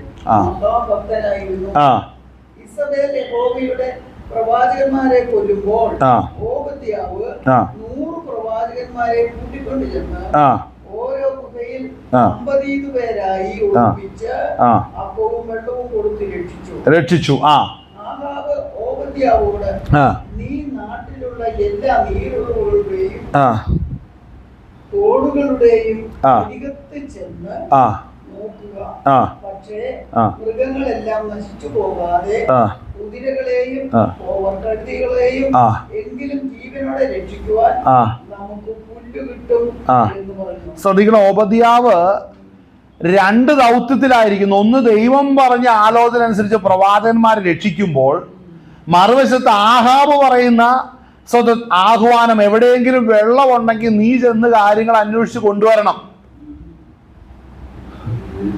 ആഹാബിന്റെ ഭാര്യയാകുന്ന ഇസബെൽ എന്താ ചെയ്തുകൊണ്ടിരിക്കുന്ന? ദൈവത്തിന്റെ പ്രവാചകന്മാരെ കൊന്നുകൊണ്ടിരിക്കുകയാണ്. ഞാൻ പറയാം, നേതൃത്വത്തിലുണ്ടല്ലോ ഈ സാത്താന്യ സ്വഭാവമുള്ളത് കേറിയിരുന്നാലുണ്ടല്ലോ, അവിടെ പിന്നെ രസവാ. ആ സംഘടന നല്ല സെറ്റപ്പായിട്ട് പോകും. ഹല്ലേലൂയ. സംഘടനയാകട്ടെ സഭയാകട്ടെ അതിൻ്റെ അകത്തൊക്കെ കാണുന്നു. എന്തേ ഇതിന്റെ അകത്തൊന്നും ദൈവസാന്നിധ്യം ഇല്ലാത്തത്? ഇതാണ് കാരണം. ഭിന്നത. അത് ദൈവാത്മാവിന്റെ നടത്തിപ്പിന് അശേഷം ഇടവില്ലാത്ത നിലവാരത്തിൽ പോകുന്നതിന് കാരണം ഇസബെല്ലിന്റെ ആത്മാവ് കയറിയ ചിലര്. ഇസബെൽ എന്ന യഹോവയുടെ പ്രവാചകന്മാർ, അവരാണ് ഏറ്റവും വലിയ പ്രശ്നം, അല്ലേ? അതിനെന്ത് വേണം? യഹോവയുടെ പ്രവാചകന്മാരെ കൊല്ലണം. ഈ ചിന്തയാണ്. ദൈവശബ്ദം പറയുന്നവനെ കൊല്ലണമെന്ന് ദൈവത്താൽ സ്ഥാപിതമായ പ്രസ്ഥാനത്തിന്റെ അകത്ത് നിന്ന് സാത്താന്യ അഭിഷേകത്തിൽ ഒരുവനോ പ്രവർത്തിച്ചാൽ മനസ്സിലാക്കണം, ദൈവം അതിന് പ്രതികാരം ചെയ്യുക തന്നെ ചെയ്യും. അത് സ്വന്തം വിട്ടുകളയുന്ന ഒരു ദൈവമല്ല നമ്മുടെ കർത്താവ്. ആമേൻ.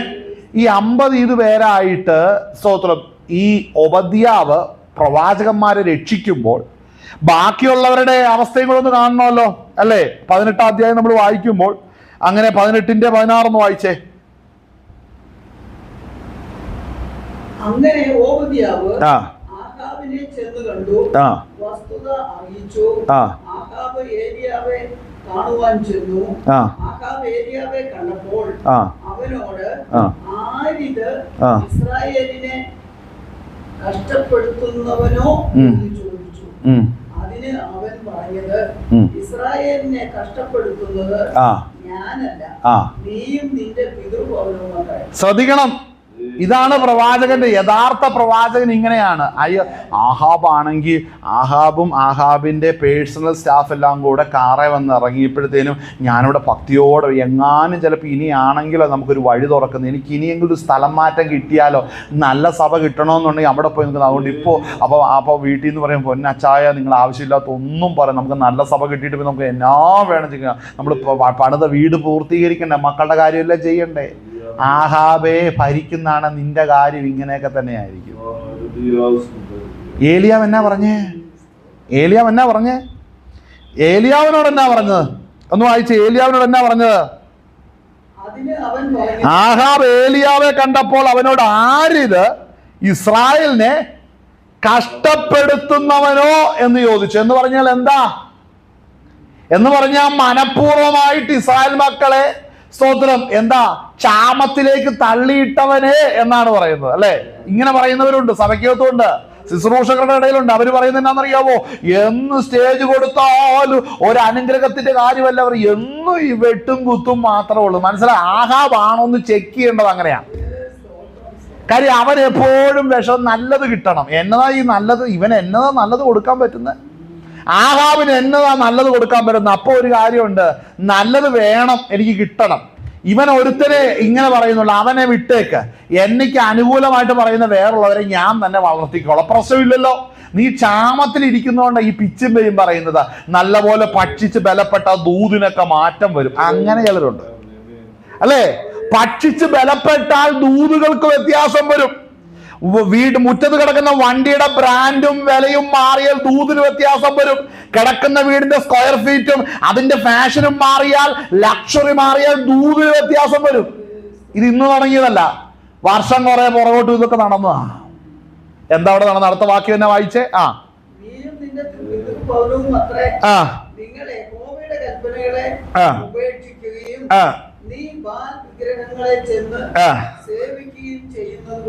കണ്ടോ? അപ്പൊ നേരിട്ട് ദൈവാത്മാവിൽ നടത്തപ്പെടുന്ന ശുശ്രൂഷ വിട്ടിട്ട് രാഷ്ട്രീയക്കാരെ പോലെ നടക്കുന്ന പാസ്റ്റർമാരെ, നിങ്ങളുടെ ഈ നടപ്പാണ് ഈ സംഘടനയെ നശിപ്പിച്ചെന്ന് പറയാൻ കൃപയുള്ള ഏലിയാവുമാര് അതാത് സംഘടനയ്ക്കകത്ത് നിന്ന് എഴുന്നേൽക്കണം. അവരെവിടെ ഇപ്പോ? അവര് കാട്ടിലാണ്. പിന്നെ കുറെ പേര് ഗുഹയിലാണ്. 50 പേര്. അവരുടെ അവസ്ഥയില് അവര് പ്രാണൻ നിലനിൽക്കാൻ എന്തൊക്കെ സംഭവിക്കും? ഞങ്ങളാരും അങ്ങോട്ട് തിരിഞ്ഞു നോക്കാറില്ല. എങ്ങനെയുണ്ട്? ഞങ്ങളാരും അങ്ങോട്ട് തിരിഞ്ഞു നോക്കാറേ ഇല്ല. അവിടെ എന്ത് നടന്നാലും ഞങ്ങൾക്ക് വിഷയമില്ല. അങ്ങനെയുള്ളവരുണ്ട് കേട്ടോ. ആഹാബ് അങ്ങനെയുള്ളവനായിരുന്നു.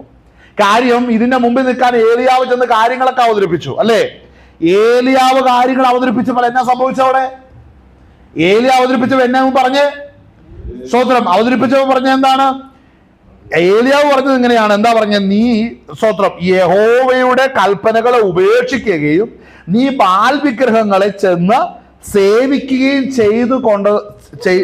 ചെയ്തുകൊണ്ട് തന്നെ. അടുത്തത്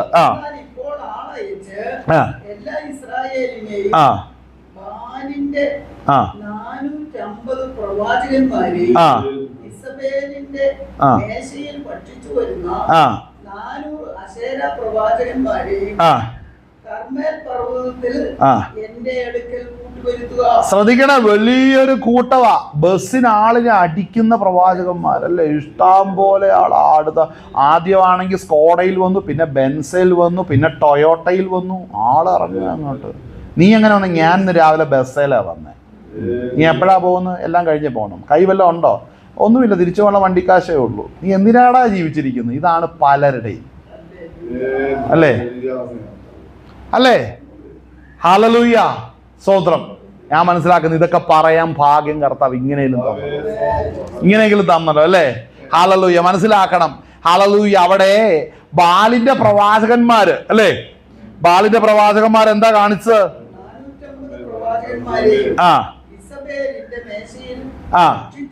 ഭക്ഷിച്ചു വരുന്ന അപ്പൊ മനസ്സിലാക്കണം, അശേര പ്രവാചകന്മാർ ആരുടെ ഫേവറായിട്ട് നിൽക്കുന്നറിയാവോ? ആരുടെ ഫേവറായിട്ട് നിൽക്കുന്ന? ഇസബെല്ലിന് പേഴ്സണലായിട്ട് അവരെയാണ് ഇഷ്ടം.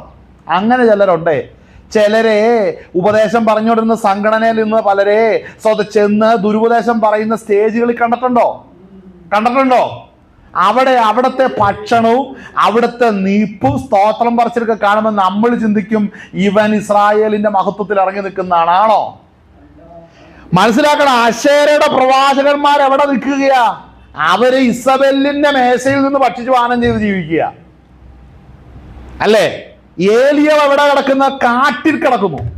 അടുത്തത് യഥാർത്ഥ യഹോവയുടെ പ്രവാചകന്മാർ എവിടെ കിടക്കുന്നു? ഗുഹയിൽ കിടക്കുന്നു. ഒറിജിനൽ ഒന്നും സ്റ്റേജിലില്ല. ദൈവ സത്യവചനം പറയുന്നവരൊന്നും സ്റ്റേജിലില്ല. ഹാലല്. കാരണം ബാലിന്റെ പ്രവാചകന്മാർക്ക് എന്നും ഡേറ്റാ, അശേരുടെ പ്രവാചകന്മാർക്ക് എന്നും എന്താ വിദേശ ട്രിപ്പാണ്. അപ്പം തെറ്റാണോ? ഓ ശരിയൊന്നുമില്ല, അതുകൊണ്ട് തെറ്റും കാണുന്നില്ല. ഹല്ലേലൂയ. ഒന്ന് വായിച്ച ഭാഗം വായിച്ചേ. ഇത് ശക്തമായിട്ട് ആ ഭാഗങ്ങൾ ഇടപെടുന്നുണ്ടോ? സ്തോത്രം.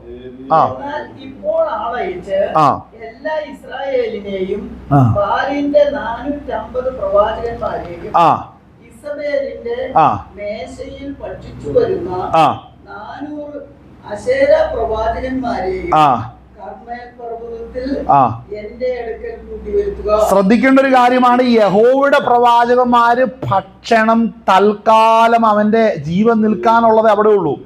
മറ്റുള്ളിടത്തെന്ന് പറഞ്ഞാൽ അതല്ല, അവിടെ ലക്ഷറിയാണ്. ഇസബേലിന്റെ അടുക്കൽ നിന്ന് വരികയാണ്. ഞാൻ പറയട്ടെ, പലരും ഇസബേലിനെ തപ്പിപ്പോകുന്നവർ, ഇച്ചിരി കൂടെ പച്ചയ്ക്ക് പറഞ്ഞ നേതൃത്വങ്ങളെ തപ്പിപ്പോകുന്നവരുടെ എല്ലാം വഴി ശരിയാണോ എന്ന് ശരിക്കും പരിശോധിച്ചോണം. ഇതുപോലെ അവിടെ ഒരു പിടി നമുക്കുണ്ടെങ്കിൽ നിക്കക്കള്ളിയുള്ളൂ എന്ന് പറയുന്നത് മനസ്സിലാവുന്നുണ്ടോ? യഹോവയുടെ പ്രവാചകന്മാർ പോയോ? പോയില്ല. അവരെവിടെ? അവർ ഗുഹയ്ക്കകത്താ. വല്ലതും ഉണ്ടോ? കയ്യിലില്ല. ആരാണ്ടിന്റെ കരുണ തോന്നി ഇച്ചിരി അപ്പവും വെള്ളവും കൊടുത്ത് ജീവിപ്പിക്കുക. ഞാൻ ചോദിക്കട്ടെ, ദൈവ സാന്നിധ്യം ഗുഹയിലാണോ സിംഹാസനത്തിലാണോ? ദൈവ സാന്നിധ്യം ഗുഹയിലാണോ സിംഹാസനത്തിലാണോ? ദൈവ സാന്നിധ്യം കാട്ടിലാണോ സിംഹാസനത്തിലാണോ?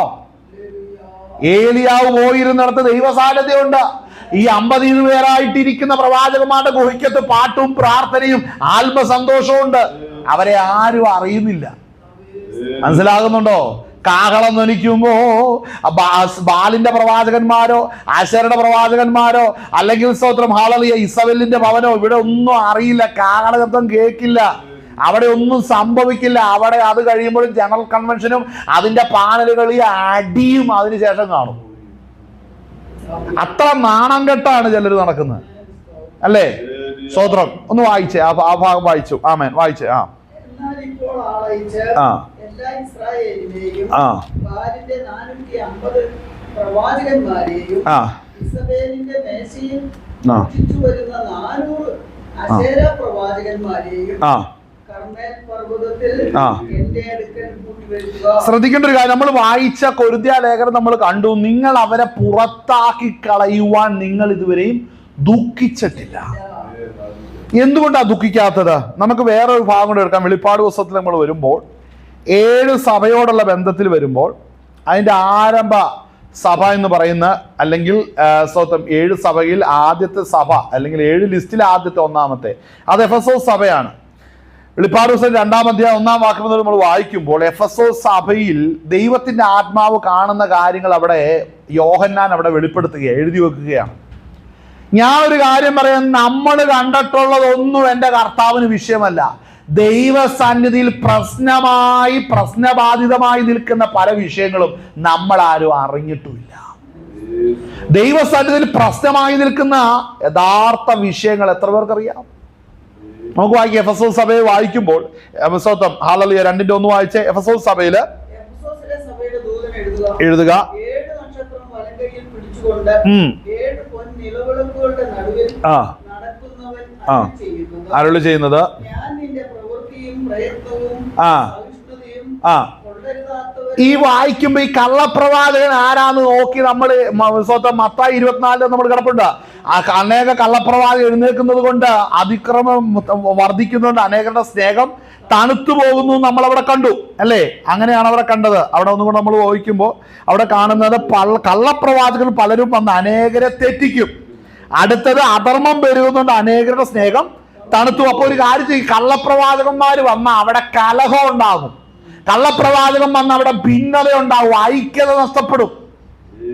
അവർക്കൊരിക്കലും ഐക്യപ്പെടാൻ കഴിയത്തില്ല. അപ്പൊ കള്ളപ്രവാചകന്മാരാരാന്ന് ഇച്ചിരി കൂടെ വ്യക്തമായിട്ട് നോക്കി. എഫെസോസ് സഭയ്ക്കകത്ത് കള്ളപ്രവാചകന്മാരാരെന്ന് നോക്കുമ്പോൾ ഇത് പുറത്തുകൂടെ പോകുന്നവനല്ലെന്നേ.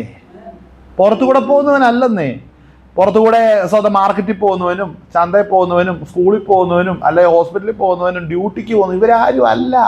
അവരടുത്തിരിപ്പുണ്ട്, കൈയടിക്കാൻ അടുത്തിരിപ്പുണ്ട്, സ്പായുടെ അപ്പുറത്തെ തലത്ത് ഇരിപ്പുണ്ട്. വായിച്ചേ.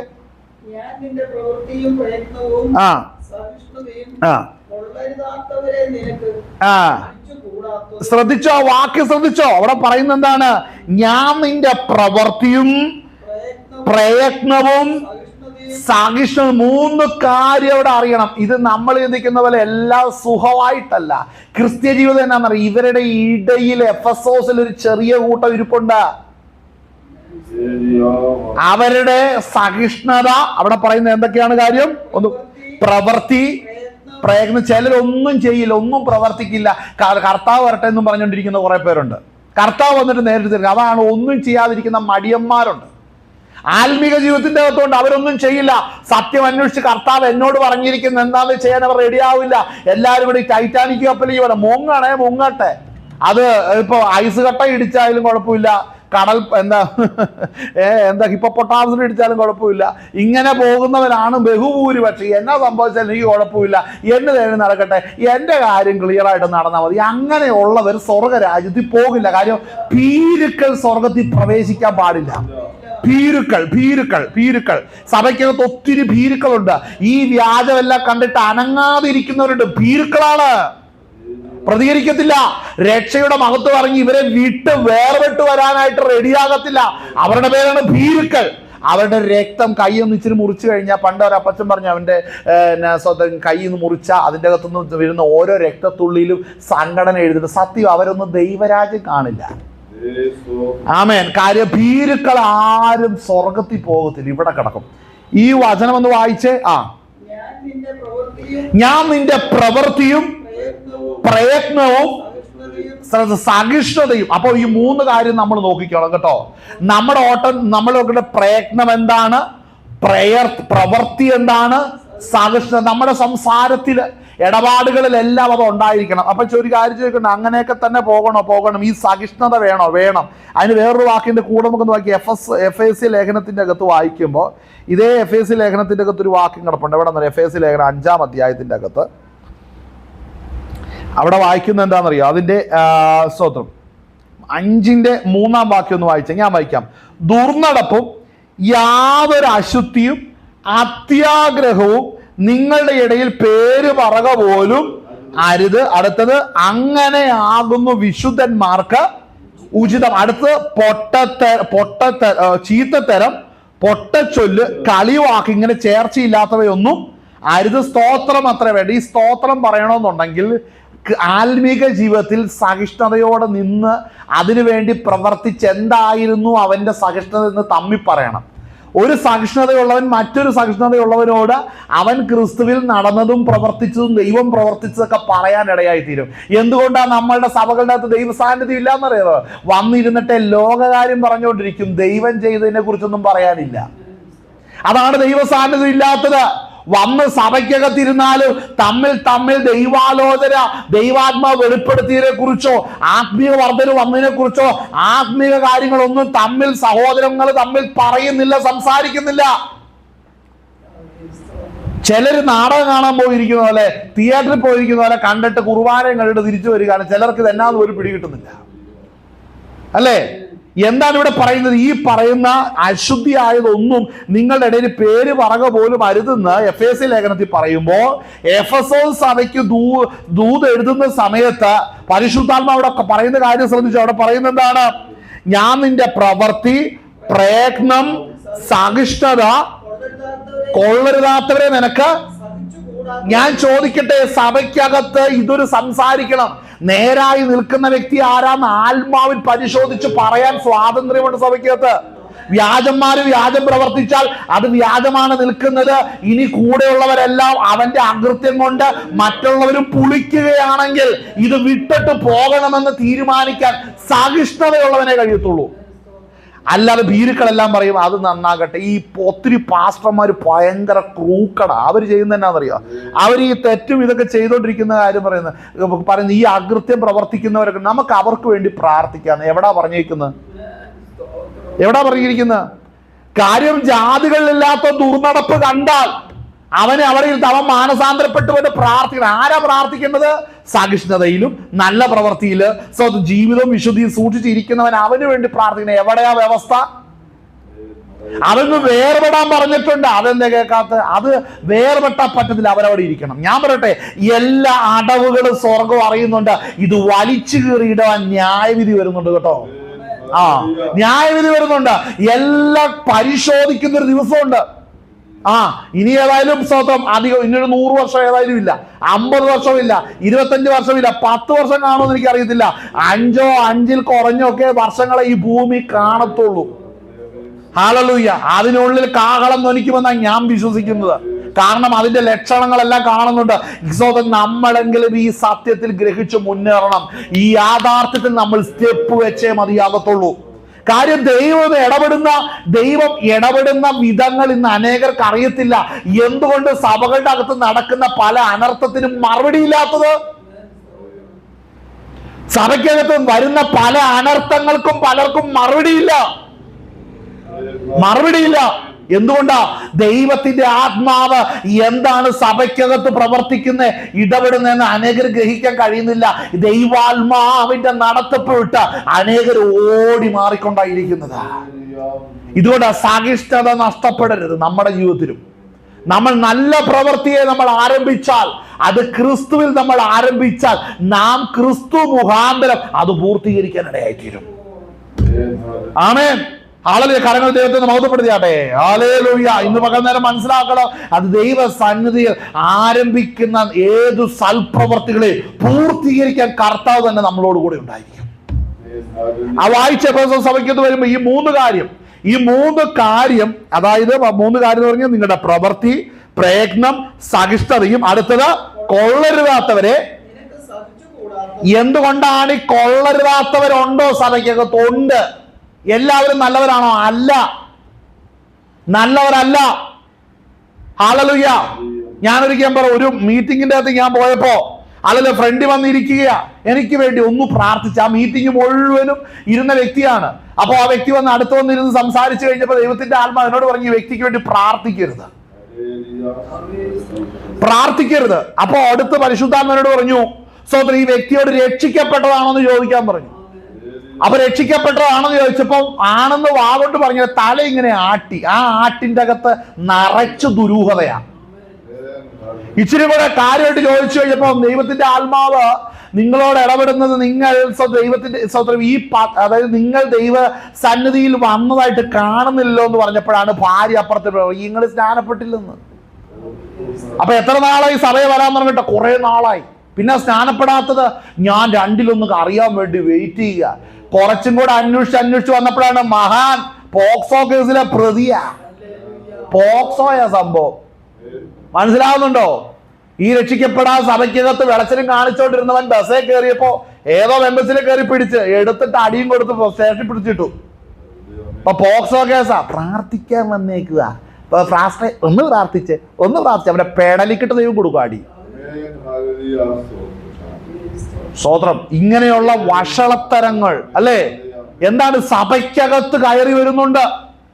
ഞാൻ ചോദിക്കട്ടെ, അത്രയും നാൾ അതിൻ്റെ അകത്ത് ഇരുന്നിട്ട് ആ ദൈവദാസൻ നീ സ്നാനപ്പെടുന്നില്ലെങ്കിൽ ഇവിടെ ഇടം നശിപ്പിക്കരുത്, പോകാൻ പറഞ്ഞു വിടാത്ത തന്നെ അതവിടെ ഇരുന്നോട്ടെന്ന് ചിലർ പറയുന്ന പായ പറന്നു പോകാതിരിക്കുന്നത്. നീ പായ പറന്നു പോകാതിരിക്കും. പായ സ്വർഗത്തിൽ പോകില്ല. നീ ചെല്ലുമ്പോ ചോദിക്കും നിന്നോട്. ബാക്കിയുള്ളവരെയും കൂടെ മലിനമാക്കാൻ അതിനെ അവിടെ ഇരുത്തുക എന്നാന്ന് ചോദിക്കുമ്പോ അതെ എനിക്ക് ഇച്ചിരി ഇടയ്ക്കൊക്കെ ഇച്ചിരി ചില്ലറ തരുന്നതെന്ന്. ചില്ലറയെ മേടിച്ചോണ്ട് താഴോട്ട് അഗ്നികുണ്ഡത്തിലേക്ക് ചാടിക്കോളാൻ പറയും. പോറാന്ന് പറയും. ഈ ഞാൻ മനസ്സിലാക്കുന്ന ഒരു കാര്യമേ, ഈ സ്വതം നമ്മള് തേജസിന്റെ സിംഹാസനത്തിന്റെ മുമ്പിലാണ് വിശുദ്ധന്മാരെല്ലാം വരുന്നത്. അല്ലേ സ്വതം എന്റെ അഭിപ്രായം കേട്ടോ. വിശുദ്ധന്മാരെല്ലാം നമ്മൾ രക്ഷിക്കപ്പെട്ട സ്വർഗത്തിൽ ചെല്ലുമ്പോൾ വിശുദ്ധന്മാരെല്ലാം തേജസ്സിന്റെ സിംഹാസനത്തിന് മുമ്പിൽ വന്ന് സ്തോത്രം അവിടെ വന്ന് കർത്താവ് നമുക്ക് ഓരോരുത്തർക്കും നമ്മുടെ പ്രതിഫലം വീതിച്ച് നമ്മളിരിക്കേണ്ട നിരയിൽ തന്നെ നമ്മൾ ചെല്ലും. അപ്പോൾ തന്നെ നമുക്ക് വേണ്ട പ്രതിഫലങ്ങളെ തന്ന് നമ്മൾ ദൈവത്തോടു കൂടെ ആരാധിച്ച് ദൈവത്തെ മഹത്വപ്പെടുത്താനായിട്ട് വരുമല്ലോ. ഈ കൈവിടപ്പെട്ടു പോകുന്ന പാസ്റ്റർമാർ ഒത്തിരി പേരെ ഈ വെള്ള സിംഹാസനത്തിന് മുമ്പിൽ വന്ന് സ്തോത്രം പറഞ്ഞ് നിൽക്കും. അപ്പോൾ നോക്കുമ്പോൾ തമ്മിൽ ഇവന്റെ സ്വഭാവമുള്ളവന്മാരെല്ലാം അവിടെ ഉണ്ട്. അപ്പൊ തന്നെ അപ്പുറത്ത് രക്ഷിക്കപ്പെടാത്തവനൊക്കെ നിൽപ്പുണ്ട്. എടാ അവന്മാരെങ്ങനെയാടാ, ഇവന്മാർ രക്ഷിക്കപ്പെട്ടതാണോ അതോ ഞാൻ ഇവര് സ്വർഗത്തിൽ വന്നാണോ ഞാൻ നരകത്തിൽ പോയതാണോ സംശയം. എൻ്റെ ഒരു അഭിപ്രായം കേട്ടോ ഞാൻ പറയുന്നത്. അപ്പോൾ ഇങ്ങനെ നിന്ന് കഴിഞ്ഞിട്ട് അവിടെ ചെന്നിട്ട് എന്താ പറയുക, പേര് വിളിക്കൂലോ എന്നുള്ളൊരു തോന്നുന്നു. കർത്താവേ നീ ഓർക്കുന്നുണ്ടോ ഞാൻ അവിടെ നിന്ന് യേശുക്രിസ്തുവിന്റെ നാമത്തിൽ ആ ബന്ധനം അഴിയട്ടെന്ന് പറഞ്ഞപ്പോ അഴിഞ്ഞു പോയി നീ ഓർക്കുന്നു. ഞാൻ നിന്നെ അറിയുന്നില്ലല്ലോ. ഞാൻ നിന്നെ ഒരു നാളും അറിഞ്ഞിട്ടോ, കർത്താവ് നിന്റെ പ്രോഗ്രാം ഞങ്ങൾ എത്ര പരസ്യവും നടത്തി, എത്ര മെഗാ കൺവെൻഷൻ നടത്തി, ഉപവാസ പ്രാർത്ഥന കണക്കില്ലാത്ത എത്ര പ്രവാചകന്മാർ വന്നു. അവരാരെങ്കിലും നിന്നോട് പറഞ്ഞോ നീ പാപം ചെയ്തോണ്ടിരിക്കുന്നതെന്ന്? ഇല്ല. നിന്റെ കുറവ് ആരെങ്കിലും വെളിപ്പെടുത്തിയോ? ഇല്ല. അപ്പൊ ചോദിക്കും, നിന്റെ സ്റ്റേജിലും വന്ന് പ്രോഗ്രാമിലൊക്കെ അറ്റൻഡ് ചെയ്തവരൊക്കെ അവിടെ ഉണ്ടോ? ചോദിച്ചു നോക്കുമ്പോൾ ശരി, എല്ലാം ഉണ്ട്. എൻ്റെ ആ ഒരു ആശയോട്ടോ പറയുന്നത്, ബൈബിളിലൊന്നുമില്ല. ഞാൻ പറഞ്ഞത് തിരിഞ്ഞു നോക്കുമ്പോ അങ്ങനെ വഴിവിട്ട് നടന്നവനോട് കൂടെ കൂട്ടുകെട്ടിയവന്മാരെല്ലാം വെള്ള സിംഹാസനത്തിന് മുമ്പിലുണ്ട്. അവിടെ ചെന്ന് നിൽക്കുന്ന എന്നാന്നറിയാവോ? കാരണം നിന്റെ പേര് ഞങ്ങൾ ചെയ്തു. ഇതെന്താന്ന് നമ്മുടെ ക്രിസ്തീയ ജീവിതത്തിൻ്റെ അടുത്ത് ദൈവവുമായിട്ട് ബന്ധമില്ല. ആത്മാവാകുന്ന ദൈവത്തോട്, തൻ്റെ ആത്മാവാകുന്ന പരിശുദ്ധാത്മാവിനെ, നമ്മുടെ ആത്മാവ് ദൈവത്തിന്റെ ഹൃദയത്തെ അറിയുകയും ദൈവത്തിന്റെ ആത്മാവ് നമ്മെ പുത്രന്റെ മുമ്പിൽ വെളിപ്പെടുത്തുകയൊക്കെ ചെയ്യുന്ന ആ വലിയ ഊഷ്മളമായ ബന്ധമില്ലെന്ന്. പുറമേ ആളറിയ പ്രോഗ്രാമുകൾ നടത്തും, അങ്ങോട്ടോടുന്നു ഇങ്ങോട്ടോടുന്നു. ചിലരിങ്ങനെ ആയുസ് മുഴുവൻ ഒത്തിരി പ്രോഗ്രാമുകളും പദ്ധതികളെല്ലാം ചെയ്തിട്ട് അവസാനം ചാകാൻ നേരത്ത് ഇനി നമുക്ക് രണ്ടിലൊന്ന് കാണാമെന്നും പറഞ്ഞ് ചാകുന്നവരൊക്കെ ഉണ്ട് ഇതിനകത്ത്. കാര്യം ആയുസ്സിൽ അവർ ദൈവമായിട്ട് ബന്ധമില്ല. ഞാൻ ഈ പറയുന്ന വിഷയങ്ങളൊന്നും ആര് കേട്ടില്ലെങ്കിൽ എനിക്ക് വിഷയമില്ല. എന്നറിയാവോ? സ്വന്തം കർത്താവിന്റെ രാജ്യത്തിൽ ചെല്ലുമ്പോൾ ഈ പ്രസംഗിച്ചതൊക്കെ ആളല്ലേ ദൈവസന്നിധി മറുപടി പറഞ്ഞു. ഹല്ലേലൂയ. ഞാൻ സന്തോഷിക്കുന്നത്. ആമേൻ. വായിച്ച് എഫെസോസ് സഭയ്ക്കുള്ളത്. ഞാൻ നിന്റെ പ്രവൃത്തിയും പ്രയത്നവും സഹിഷ്ണുതയും കൊള്ളരുതാത്തവരെ നിനക്ക് സഹിച്ചുകൂടാത്തതും അപ്പോസ്തലന്മാരല്ലാതിരിക്കെ. അപ്പൊ കള്ളപ്രവാചകന്മാരും കള്ള അപ്പോസ്തലന്മാരൊക്കെ സഭയ്ക്കകത്തുണ്ട്. അവരെ ദൈവം അറിഞ്ഞിട്ടില്ല. അതാണ് വിഷയം. ദൈവം അവരെ അറിഞ്ഞു എന്നുള്ളത് അവർക്ക് വെളിപ്പെടുത്താൻ. കാര്യം അവർ നിൽക്കുമ്പോൾ പരിശുദ്ധാത്മ വചനമാകുന്ന വിത്ത് അവിടെ വരുന്നില്ല. മനസ്സിലാകുന്നുണ്ടോ? അതാണ് കള്ളപ്രവാചകന്മാരുടെയും കള്ള അപ്പോസ്തലന്മാരുടെ ഒക്കെ പ്രത്യേകത. ഇവർ നിൽക്കുമ്പോൾ അത്ഭുത അടയാളം ചെയ്യാൻ വേണ്ടിയിരിക്കും. ഇവർ വാ തുറന്ന വചനമില്ല. കാര്യം എന്താണെന്ന് വെച്ചാൽ ഇവരിലിരിക്കുന്ന ആത്മാവ് ഒരിക്കൽ പോലും ഒരു വചനം വായിക്കാൻ ഇവരെ അനുവദിക്കുന്നില്ല. അതുപോലെ ഒരു വചനം നേരായി വ്യാഖ്യാനിക്കാൻ സാധിക്കുന്നില്ല. കാര്യം പരിശുദ്ധാത്മാവല്ലെന്നത്. മറ്റൊരാത്മാവൊന്നും ചെയ്യില്ല. അവർ പറയുന്നത് നമ്മൾ ഈ വചനവും വായിച്ചുകൊണ്ട് പ്രസംഗിച്ചുകൊണ്ട് നിൽക്കല്ല, നമുക്ക് കൈ പിടിച്ച് ദേശത്തിന്റെ വിടുതലിന് വേണ്ടി പ്രാർത്ഥിക്കാം. കൊള്ളാം, നന്നായിട്ടുണ്ട് അല്ലേ? ഇതൊക്കെ കാണുന്നുണ്ടോ? അപ്പോൾ ദേശത്തിന് വിടുതലിന് പ്രാർത്ഥിക്കും. തീർച്ചയായിട്ടും പ്രാർത്ഥിക്കണം. പ്രാർത്ഥിക്കുന്ന നീ പരിശുദ്ധാത്മാവിലാണോ അല്ലയോ എന്ന് എങ്ങനെ അറിയും? ചില ഈ സ്തോത്രം മറ്റൊരു അഭിഷേകത്തിന് കീഴിലിരിക്കുന്നവർക്ക് ഭയങ്കര എന്താ പറയുന്നത്, പറന്നാ നിൽക്കുന്നത്. പക്ഷെ ഇവന്റെ ചിറകിന്റെ ശക്തി ഒന്നും ദൈവാത്മാവിലല്ലെന്ന് മനസ്സിലാകുന്നത് വചനം കേൾക്കുമ്പോഴല്ല ഇങ്ങനെ ഉണങ്ങിപ്പോവും. വചനം കേട്ട് എന്നോടാണോ ഇത് പറയും? ഇങ്ങനെ വചനത്തിന് ഇങ്ങനെ ഒന്നും ഇല്ലെന്ന് നിങ്ങൾ വേറെ എവിടെ നിന്നൊക്കെ ഉണ്ടാക്കി പറയുന്നതാണ് ഇവരുടെ ഉള്ളിലെ ചിന്ത. കാര്യം ഇവരിൽ ഇരിക്കുന്ന ആത്മാവ് ഈ വചനത്തിന്റെ സത്യം വെളിപ്പെടുത്താൻ അനുവദിക്കാത്തത് കൊണ്ട് ഇവർ മറ്റൊരു യേശുവിനെയാണ് പ്രസംഗിച്ചുകൊണ്ട് നടക്കുന്നത്, ബൈബിളിലുള്ള കർത്താവിനെ അല്ല. മനസ്സിലാകുന്നുണ്ടോ? അപ്പോൾ പറയും ഞങ്ങൾ യേശുവിന്റെ നാമത്തിൽ പറയുമ്പോൾ അഭിഷേകമില്ലാതെ അത് മറ്റൊരു അഭിഷേകമുണ്ട്. അങ്ങനെയുള്ള മറ്റൊരു യേശുവിനെ വിശ്വസിക്കുന്നവരെ നടത്താൻ മറ്റൊരു അഭിഷേകമുണ്ട്. ആ അഭിഷേകത്തിൽ അത്ഭുതങ്ങളും അടയാളങ്ങളും വീര്യപ്രവർത്തികളും നടത്തും. കർത്താവിന്റെ സന്നിധി ചെല്ലു പറയും ഞാൻ നിങ്ങൾ ഒരു നാളും അറിഞ്ഞിട്ടില്ല. അപ്പൊ പരിശുദ്ധാത്മാവിനെ നൽകിയിരിക്കുന്ന നമ്മൾ കർത്താവിനെ അറിയാനും കർത്താവ് നമ്മളെ അറിയുവാനാണ്. പരിശുദ്ധാത്മാവ് എന്തിനാ നൽകിയിരിക്കുന്നത്? കർത്താവിനെ നമ്മൾ അറിയണം, അതിലുപരി കർത്താവ് നമ്മളെ അറിയണം. മനസ്സിലാവുന്നുണ്ടോ? കർത്താവ് നമ്മളെ അറിഞ്ഞത് കൊണ്ടാണ് നാം കർത്താവിനെ അറിഞ്ഞത്. കർത്താവ് നമ്മളെ തെരഞ്ഞെടുത്തത് കൊണ്ടാണ് നാം കൃപയിലേക്ക് വന്നത്. മനസ്സിലാവുന്നു? ഇതൊക്കെ പരിശുദ്ധാത്മാവ് ഉള്ളവർക്കേ പറയാൻ പറ്റത്തുള്ളൂ. വായിച്ചേ. അപ്പോസ്തലന്മാരല്ലാതിരിക്കെ തങ്ങൾ അപ്പോസ്തലന്മാർ എന്നു പറയുന്നവരെ നീ പരീക്ഷിച്ച് കള്ളന്മാരെന്ന് കണ്ടതും. അപ്പൊ ഞാൻ ചോദിക്കട്ടെ, സഭയ്ക്കകത്ത് ഇതിനെ പരീക്ഷിക്കാനുള്ള അധികാരം ഉണ്ടോ? നമ്മൾ അങ്ങനെയൊന്നും ചിലരോട് പറയും നമ്മൾ പ്രാർത്ഥിച്ച ദൈവസന്നിധി കർത്താവ് ഈ വന്ന പാസ്റ്റർ ശരിക്കും ദൈവകൃപയിൽ ഇയാൾ അഭിഷേകമാണോ അതോ മറ്റൊരു അഭിഷേകമാണോ നിൽക്കുന്നത്? ദൈവസന്നിധി പ്രാർത്ഥിച്ചുകൊണ്ടിരിക്കുക. അപ്പം പ്രാർത്ഥിച്ചുകൊണ്ടിരിക്കുന്ന സമയത്ത് ഇങ്ങർക്ക് വചനം ഒന്നും കിട്ടുന്നില്ല. ലോകാര്യം പറഞ്ഞ് ആ വഴി കണ്ടം വഴി മതിലേക്ക് കയറി അങ്ങോട്ട് ഓടുന്നതല്ലാതെ വചനത്തിലേക്ക് ഒന്നും വരുന്നില്ല. മനസ്സിലാക്കി ഇത് വേറെ ആത്മാവാണ്. മനസ്സിലാകുന്നുണ്ടോ? മനസ്സിലാക്കണം. അങ്ങനെ വേറൊരു തരത്തിലേക്ക് ചിലർക്ക് ഒരു കാര്യം മനസ്സിലാക്കണം, പുസ്തകം കയ്യിലുണ്ട്, പുസ്തകം തുറക്കൂല, ബൈബിള് തുറക്കൂല. ചിലർ അതിന് പറയുന്നവരുണ്ടോ, ബൈബിൾ അവിടെ ഇരിക്കുന്നു, എല്ലാം അച്ചിട്ട, നീ അത്ര അച്ചിടണ്ട, നീ അതൊന്നും തുറന്ന് വായിച്ച ചിലപ്പോൾ നിന്റെ ഭൂതം പോയാലോ. നിന്റെ ഭൂതം പോയാലോ ചിലപ്പോ. ചിലർ പുസ്തകം തുറക്കൂല, ചിലർ ഇതുപോലൊരു തുവാലയായിട്ട് ഇങ്ങോട്ട് വരും, അല്ലേ? ചിലര് തുവാല ആയിട്ട് ഇങ്ങനെ വരും, ഇടയ്ക്കൊരു മുഖം തുടച്ച് കഴിയുമ്പോൾ ഒരു ദൂത്, അടുത്ത ഒന്നും കൂടെ അത് കൈ പിടിക്കുമ്പോൾ അടുത്ത ദൂത്, ഒക്കെ വേറെ സാധനമാണ്. മനസ്സിലാകുന്നുണ്ടോ? അപ്പോൾ അതുകൊണ്ട് ഇങ്ങനെയുള്ള വ്യാജങ്ങളുടെ ഇടയിൽ നിൽക്കുന്ന എഫെസോസ് സഭയിലെ വിശുദ്ധനോട് വിശുദ്ധന്റെ സഹിഷ്ണുതയെക്കുറിച്ച് പരിശുദ്ധാത്മാവ് കണ്ടൊരു കാര്യമാണ് പറയുന്നത്. അവിടെ പറയുന്നത് ആ വാക്യം വായിച്ച് അവിടെ വായിക്കുന്നത് എന്താണ്? ഞാൻ നിന്റെ പ്രവൃത്തിയും പ്രയത്നവും സഹിഷ്ണുതയും കൊള്ളരുതാത്തവരെ നിനക്ക് സഹിച്ചുകൂടാത്തതും അപ്പോസ്തോലന്മാരല്ലാതിരിക്കെ തങ്ങൾ അപ്പോസ്തോലന്മാർ എന്ന് പറയുന്നവരെ നീ പരീക്ഷിച്ച്. അപ്പൊ അങ്ങനെയൊക്കെ അനുവാദമുണ്ട്. അപ്പോസ്തോലിന്റെ സഭയിലെ ഏറ്റവും വലിയ ആൾ, അവർക്ക് നേരെ ഒന്നും ഒരു അക്ഷരം മിണ്ടരുത്. ഇതേ മതമല്ല, ഇത് മാർഗമാണ്. മതത്തിന്റെ അകത്ത് മേളിലിരിക്കുന്ന മൂപ്പൻ പറയുന്ന പോലെ അടിയിൽ മിണ്ടാതെ കേട്ടാതെ ഇങ്ങനെ അച്ചടക്കത്തോടുകൂടെ എല്ലാം പറഞ്ഞു കേട്ടു. അപ്പൊ ഇവിടെ കലഹമാണ്. ഒരിക്കലും ആത്മാവിന്റെ ഐക്യതയിലാണെങ്കിൽ ഇത് യാഥാർത്ഥ്യം അല്ലയോ എന്ന് പരീക്ഷിച്ചറിയാനുള്ള സ്വാതന്ത്ര്യം വചനം നൽകുന്നുണ്ട്. ആരുടെയാണോ കണ്ണു തുറന്നത് അവനാണ് പ്രശ്നക്കാരനായിട്ട് അന്ധന്മാര് സ്തോത്രം മുദ്ര കൂട്ടുന്നത് എന്ന് ഞാൻ പറയുന്നത് മനസ്സിലാവുന്നുണ്ടോ? ആരുടെ കണ്ണാണോ തുറന്നത്, കണ്ണ് തുറന്നവൻ കാര്യങ്ങളൊക്കെ വീക്ഷിക്കാൻ തുടങ്ങുമ്പോ കണ്ണിന്റെ കാഴ്ച നഷ്ടപ്പെട്ടവരെല്ലാം കൂടെ പറയുക, ഇവനെ സൂക്ഷിച്ചോണം. ആമേൻ. സ്തോത്രം. ഒന്ന് കണ്ണു തുറന്നേ, ഇവിടെ ഒന്ന് കണ്ണു തുറന്നേ, കണ്ണു തുറന്നേ. ആ സ്തോത്രം, വായിച്ചേ.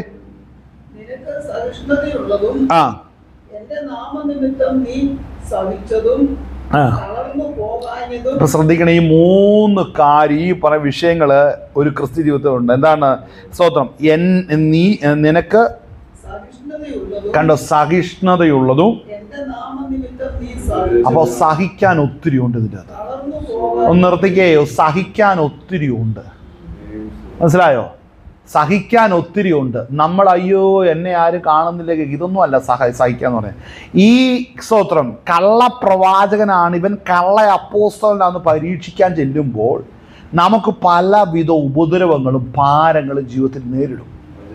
മനസ്സിലാകുന്നുണ്ടോ? പലവിധ പ്രശ്നങ്ങളിലൂടെ കടന്നു പോകേണ്ടതായിട്ട് വരും. അത് ദൈവത്തിന്റെ ആത്മാവ് അനുവദിക്കുന്നതാണത്. എന്തുകൊണ്ടാണ്?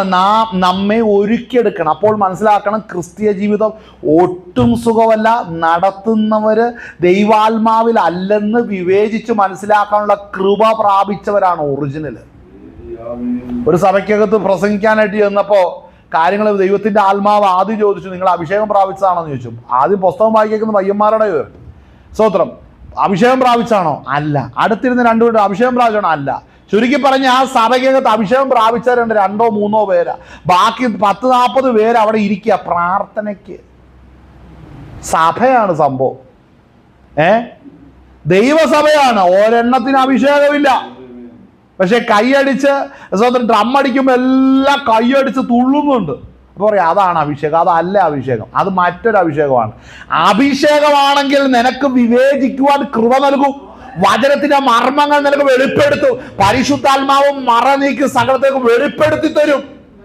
ഹല്ലേലൂയ. നിന്നിലിരിക്കുന്ന അഭിഷേകം, ഹല്ലേലൂയ, ദൈവത്തിന്റെ വചനം നിന്നെ നൽകിക്കൊണ്ട് ദൈവാലോചന നീ കൃത്യമായിട്ട് അറിയും. ഇത് ചിലർക്ക് ഡ്രം അടി തുടങ്ങുമ്പോൾ വരുന്ന ആത്മാവ്, ഡ്രം അടിച്ചു കഴിയുമ്പോൾ തിരിച്ചു പോകുന്ന ആത്മാവ്, ചിലരുടെ ആത്മാവാണിത്. ഡ്രം അടിക്കുമ്പോൾ തബലയുടെ ശബ്ദം കേൾക്കുമ്പോൾ, കീബോർഡാണ് തബലയുടെ ശബ്ദം ഉണ്ടെങ്കിൽ ചിലർക്ക് ആത്മാവ് വരത്തുള്ളൂ, അല്ലേ? സാധാരണ ഡ്രം കിട്ടുന്ന സൗണ്ട് കേട്ടിട്ടുണ്ടെങ്കിൽ ചിലർക്ക് ആത്മാവ് വരപ്പോലെ. ആ മറ്റേ സാധനം വന്നില്ല, അടിക്കുന്ന സാധനം എന്നാ തബലയുടെ സൗണ്ട്, തകിലിൻ്റെ തബലയുടെ സൗണ്ട്. ഇതൊക്കെ വേറെയാ. ഇവരെ ഇതുപോലെ എടുത്ത് പാട്ടൊന്നും വെക്കാതെ ഈ വേറൊരു ക്രൗഡിൻ്റെ അകത്ത് കൊണ്ട് നിൽക്കണം. അവിടെ തകിലും തമ്പേറൊക്കെ അടിക്കുന്നുണ്ട്, അവിടെ കൊണ്ട് ഇവരവിടെയും തുള്ളും. മനസ്സിലായോ കാര്യം? ഇവരെ ക്രിസ്തുവിനെ കണ്ടിട്ടല്ല, ശബ്ദം കേട്ടിട്ടാ തുള്ളുന്നത്. ഇങ്ങനെ ശബ്ദം കേട്ടിട്ട് തുള്ളുന്നതല്ല അഭിഷേകമാണെന്ന് പറഞ്ഞു വരരുത്. വായിച്ചാട്ടെ. നിനക്ക് സഹിഷ്ണുതയുള്ളതും എന്റെ നാമനിമിത്തം നീ സഹിച്ചതും. കണ്ടോ? അപ്പോ നീ എന്ന് പറയുമ്പോ ഒരു വ്യക്തിയാ. അപ്പോൾ എത്ര പേരുണ്ടെങ്കിലും അതിൻ്റെ അകത്ത് ക്ലിയർ ആയിട്ട് ഓടുന്ന ഒരു വ്യക്തിയെ നോക്കിക്കൊണ്ടാണ് കർത്താവ് ഇരിക്കുന്നത്. നമ്മളെല്ലാം ഇങ്ങനെ എന്താ പറയാ, പാണ്ടിലോറിക്ക് അടിക്കുന്ന പോലെ കൊണ്ട് ചാടിയാലൊന്നും ദൈവം നോക്കൂല. അങ്ങനെ ഇഷ്ടം പോലെ പേര് വന്നിരുന്നുണ്ട്. ഇന്ന് വിടുതല്, നാളെ വിടുതല്, മറ്റന്നാൾ വിടുതല്, 2.5 വർഷം മുമ്പിലത്തെ വിടുതല്, 12 വർഷം മുമ്പ് ദർശനത്തിൽ കണ്ടത്, ഇതൊക്കെ പറഞ്ഞുകൊണ്ടിരിക്കുന്നവരുണ്ട്. ചോദിച്ചപ്പോൾ അത് സഭയാണ്. ഒരിക്കൽ പോലും വിശുദ്ധിയുടെ വചനം, വേർപാടിന്റെ വചനം അവിടെ ഒന്നും മുഴങ്ങത്തില്ല. മനസ്സിലാകുന്നുണ്ടോ? നിന്നെ കർത്താവ് അനുഗ്രഹിക്കുക. നീ കണ്ടത് നിനക്ക് കർത്താവ് തരാൻ പോവുകയാണ്. ഇന്നലെ നമ്മൾ യൂദയുടെ ലേഖനത്തിൽ കണ്ടു. എന്താ കണ്ടത്? നിങ്ങളെ സ്തോത്രം, ദേ ബിക്കം ഡ്രീമേഴ്സ്. അവർ സ്വപ്നാവസ്ഥയിലായേക്കുക.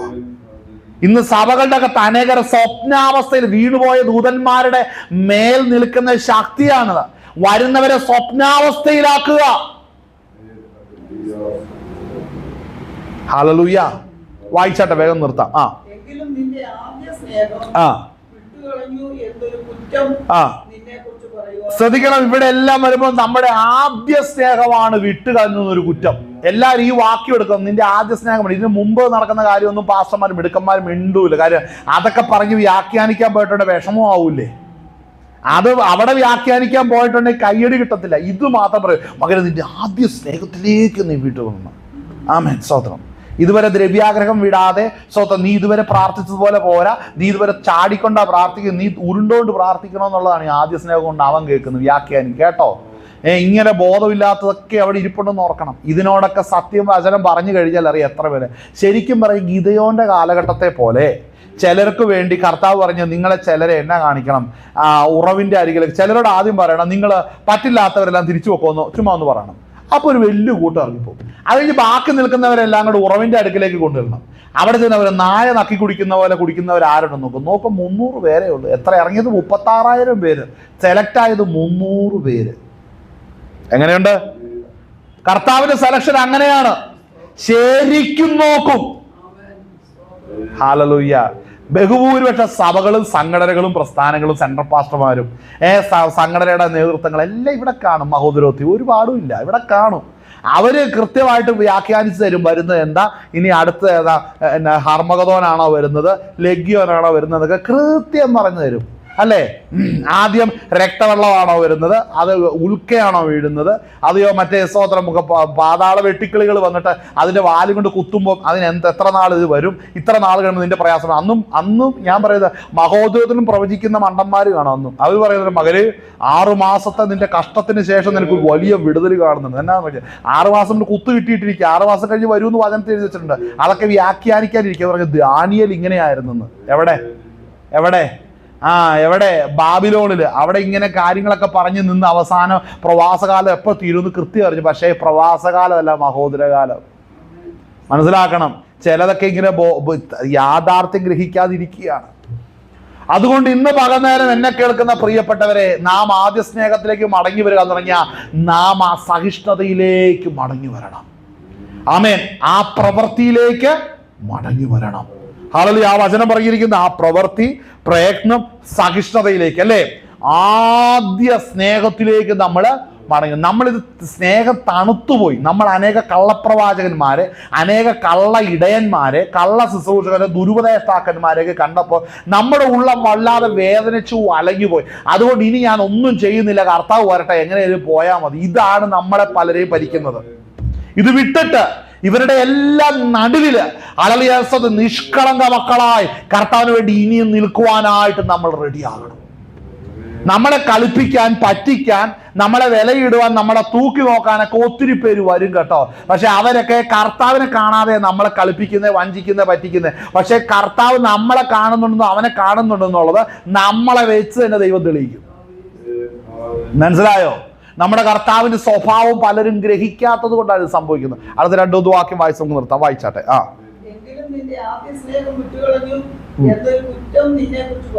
പറയുവാനുണ്ട്.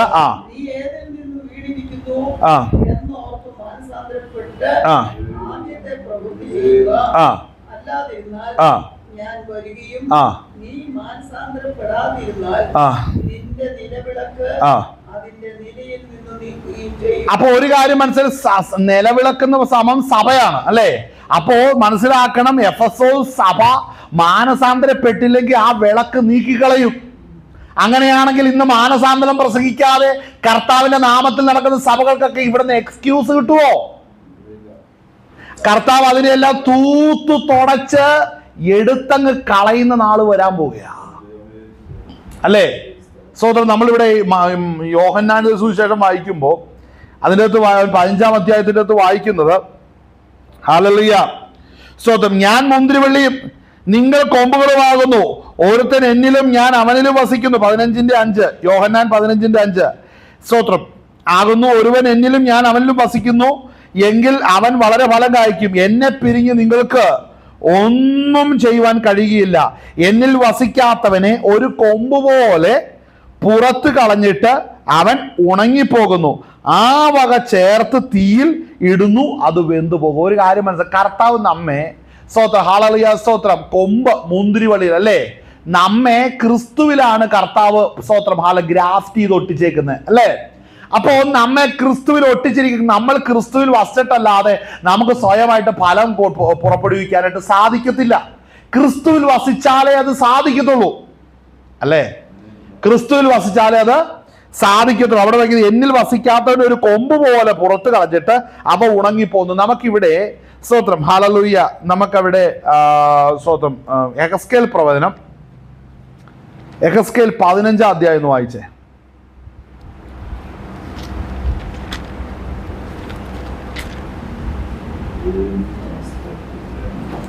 യെഹെസ്കേൽ പ്രവചനം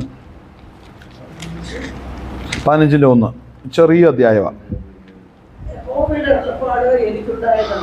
ആ ആ വൃക്ഷങ്ങളുടെ ഇടയിൽ ഒരു ചെടിയായിരിക്കുന്ന മുന്തിരിവള്ളിക്ക് മറ്റു മരത്തേക്കാൾ എന്തു വിശേഷത? ശ്രദ്ധിക്കണം, ഈ മുന്തിരിവള്ളിയുടെ പ്രത്യേകത ശ്രദ്ധിക്കണം. എന്താ ഇവിടെ പറയുന്നത്? പ്രവാചകൻ പറയുന്നത് കാട്ടിലെ വൃക്ഷങ്ങളുടെ ഇടയിൽ ഒരു ചെടിയായിരിക്കുന്ന മുന്തിരിവള്ളിക്ക് മറ്റു മരത്തേക്കാൾ. കണ്ടോ മുന്തിരിവള്ളിയുടെ പ്രത്യേകത? മറ്റു മരങ്ങളെ നോക്കിയിട്ടാണ് മുന്തിരിവള്ളിക്ക് വെറും വള്ളിയല്ലേ. അടുത്ത് വായിച്ചേ.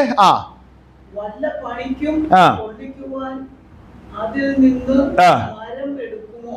ശ്രദ്ധിക്കണ, ദൈവത്തിന്റെ വേലയ്ക്കായിട്ട് വേർതിരിച്ച് ദൈവവേലയ്ക്കായിട്ട് ആക്കിയിരിക്കുന്ന ദൈവദാസന്മാരെ വേറെ ഒരു പണിക്കും കൊള്ളത്തില്ലെന്ന് എന്റെ ദൈവം പറയുകയാണ്. വായിച്ചേ. വല്ല സാധനവും തൂക്കിയിടേണ്ടതിന് അതുകൊണ്ട് ഒരാണി, ആരെങ്കിലും ഒരു സ്തോത്രം മുന്തിരിവള്ളി കൊണ്ട് ഒരാണി ഉണ്ടാക്കി എന്ന് കണ്ടിട്ടുണ്ടോ? അതിനുള്ള ബലമുണ്ടോ? ആണിയുടെ ഷേപ്പിലാണ് ഇരിക്കുന്നെങ്കിൽ ആണി ഉണ്ടാക്കാൻ കൊള്ളാവോ? ഇല്ല. അടുത്തത് വായിച്ചേ. അപ്പൊ ശ്രദ്ധിച്ചേ, മുന്തിരിവള്ളി കൊണ്ട് ഒരു ഗുണമേ ഉള്ളൂ, അത് മുന്തിരി അതിൽ നിന്ന് പുറപ്പെടണം, ഫലം പുറപ്പെടുന്നല്ലാതെ വേറൊരു ഗുണം അതിനെ കൊണ്ട്. നമ്മളെ രക്ഷിച്ച് വീണ്ടെടുത്ത് ദൈവരാജ്യത്തിൽ കൊണ്ടുപോകാനിരിക്കുന്നത് കർത്താവിന്റെ സ്വഭാവം വെളിപ്പെടുത്തുക, ആത്മാവിൽ നടക്കുക, കർത്താവ് ഉദ്ദേശിച്ച പദ്ധതി അല്ലാതെ വേറൊന്നും ഈ വള്ളി കൊണ്ട് കൊള്ളത്തില്ല. വായിച്ചേ. അതിന്റെ രണ്ട് അറ്റവും ദഹിപ്പിച്ചിരിക്കുന്നു. അതിന്റെ നടുമുറിയും വെന്തിരിക്കുന്നു. ഇനി അത് വല്ല പണിക്കും കൊള്ളാമോ? അത് മുഴുവനായിരുന്നപ്പോൾ തന്നെ ഒരു പണിക്കും കൊള്ളാതിരുന്നു. ഈ അതിനെ ദഹിപ്പിക്കുകയും അത് ദഹിച്ചു പോവുകയും ചെയ്ത ശേഷം വല്ല പണിക്കും കൊള്ളുമോ? അതുകൊണ്ട് യഹോവയായ കർത്താവ് ഇപ്രകാരം അരുളിച്ചെയ്യുന്നു, കാട്ടിലെ വൃക്ഷങ്ങളിൽ ഞാൻ ഈ കിരയായി കൊടുത്ത മുന്തിരിവള്ളിയെ പോലെ ഞാൻ യെരൂശലേം നിവാസികളെയും നോക്കിയേ. കണ്ടോ എന്താണ് അവസാനത്തെ വാക്യം വായിച്ചത്? ഞാൻ അവർക്ക് വിരോധമായി മുഖം തിരിച്ച് അവർ തീയിൽ നിന്ന് പുറപ്പെട്ടിരിക്കുന്നു എങ്കിലും അവർ തീക്കിരയായി തീരും. ഞാൻ അവർക്ക് വിരോധമായി മുഖം തിരിക്കുമ്പോൾ ഞാൻ യഹോവ എന്ന് അവർ അറിയും. അവർ ദ്രോഹം ചെയ്യുക കൊണ്ട് ഞാൻ ദേശത്തെ ശൂന്യമാക്കുമെന്ന് യഹോവയുടെ കർത്താവിന്റെ അരുളപ്പാട്. ശ്രദ്ധിച്ചേ, അപ്പോൾ ദൈവം നമ്മളെ നട്ടിരിക്കുന്നെങ്കിൽ ദൈവത്തിന് മാത്രമേ നമ്മളെ കൊണ്ട് അല്ലെങ്കിൽ നമ്മളിൽ നിന്ന് ദൈവത്തിന്റെ മഹത്വം മാത്രമേ വെളിപ്പെടത്തുള്ളൂ. നമ്മൾ പോയി ലോകാര്യം പറയാനും രാഷ്ട്രീയം കളിക്കാനും അല്ലെങ്കിൽ ഭിന്നത ഉണ്ടാക്കാനൊന്നും പോകാൻ നമുക്ക് പ്രമാണമില്ല. കാര്യം അങ്ങനെ ചെയ്താൽ എന്ത് ചെയ്യുമെന്നും കൂടെ കണ്ടോ. അതിന്റെ യെശയ്യാ പ്രവചനം 5-ാം അധ്യായം നമുക്കൊന്ന് വായിക്കാം. യെശയ്യാ പ്രവചനം 5-ാം അധ്യായം വേഗം ഒന്ന് വായിച്ചേ. യെശയ്യാ പ്രവചനം 5-ാം അധ്യായം നമ്മൾ അവിടെ വായിക്കുക. അവിടെ എന്താ സംഭവിക്കുന്നതെന്ന് 2 കാര്യം അവിടെ സംഭവിക്കുന്നുണ്ട്. ദൈവം പ്രതീക്ഷിക്കുന്നതും അവിടെ വളർന്നു വരുന്നതുമായ വിഷയമാണ് നമ്മളിവിടെ കാണുന്നത്. യെശയ്യാപ്രവചനം 5-ാം അധ്യായം അതിൻ്റെ 1-ാം വാക്യം. യെശയ്യാപ്രവചനം 5-ാം അധ്യായം അതിൻ്റെ 1-ാം വാക്യം.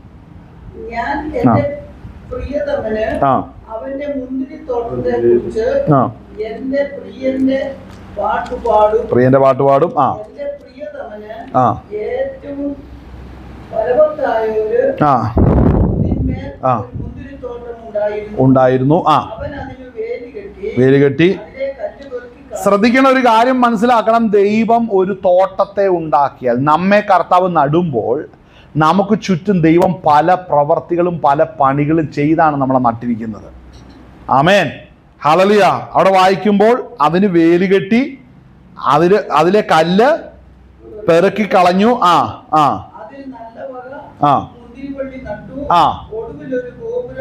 പണിതു.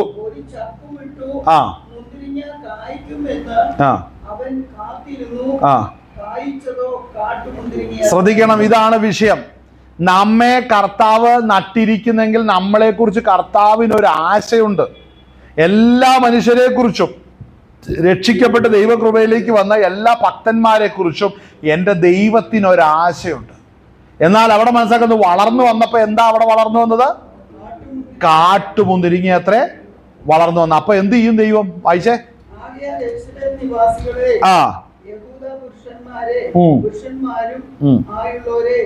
എനിക്കും എന്റെ മുന്തിരിത്തോട്ടത്തിനും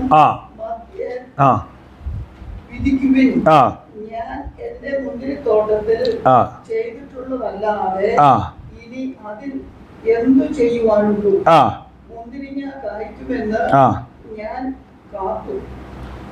കാത്തിരുന്നപ്പോൾ അത് കാട്ടുമുന്തിരിങ്ങ കായ്ച്ചത് എന്ത്? വായിക്ക. ഞാൻ എന്റെ മുന്തിരിത്തോട്ടത്തോട് എന്തു ചെയ്യും? ശ്രദ്ധിക്കണേ, നാം ഇന്ന് പ്രസംഗിക്കുന്നത് ഈ കാട്ടുമുന്തിരിങ്ങ ഇന്ന് പുറപ്പെടുവിച്ചുകൊണ്ടിരിക്കുന്ന പല സഭകളും പല പ്രസംഗകരും ഇവരെ എന്നും ദൈവം ചുമക്കൂന്ന് പ്രതീക്ഷിക്കരുത്. എങ്കിൽ ഈ പറഞ്ഞ അധ്യായത്തിൽ ഇസ്രായേൽ മക്കളോട് ചെയ്തത് അന്യായമാണെന്ന് പറയേണ്ടി വരും. ആ ദൈവം ഇന്ന് ഇതെല്ലാം കണ്ടിട്ട് മൗനമായിരിക്കും എന്നാണോ പറയുന്നത്? കണ്ടോ, എന്ത് ചെയ്യും? ഇത് നട്ടവൻ തന്നെ എന്ത് ചെയ്ത്? വായിച്ചേ.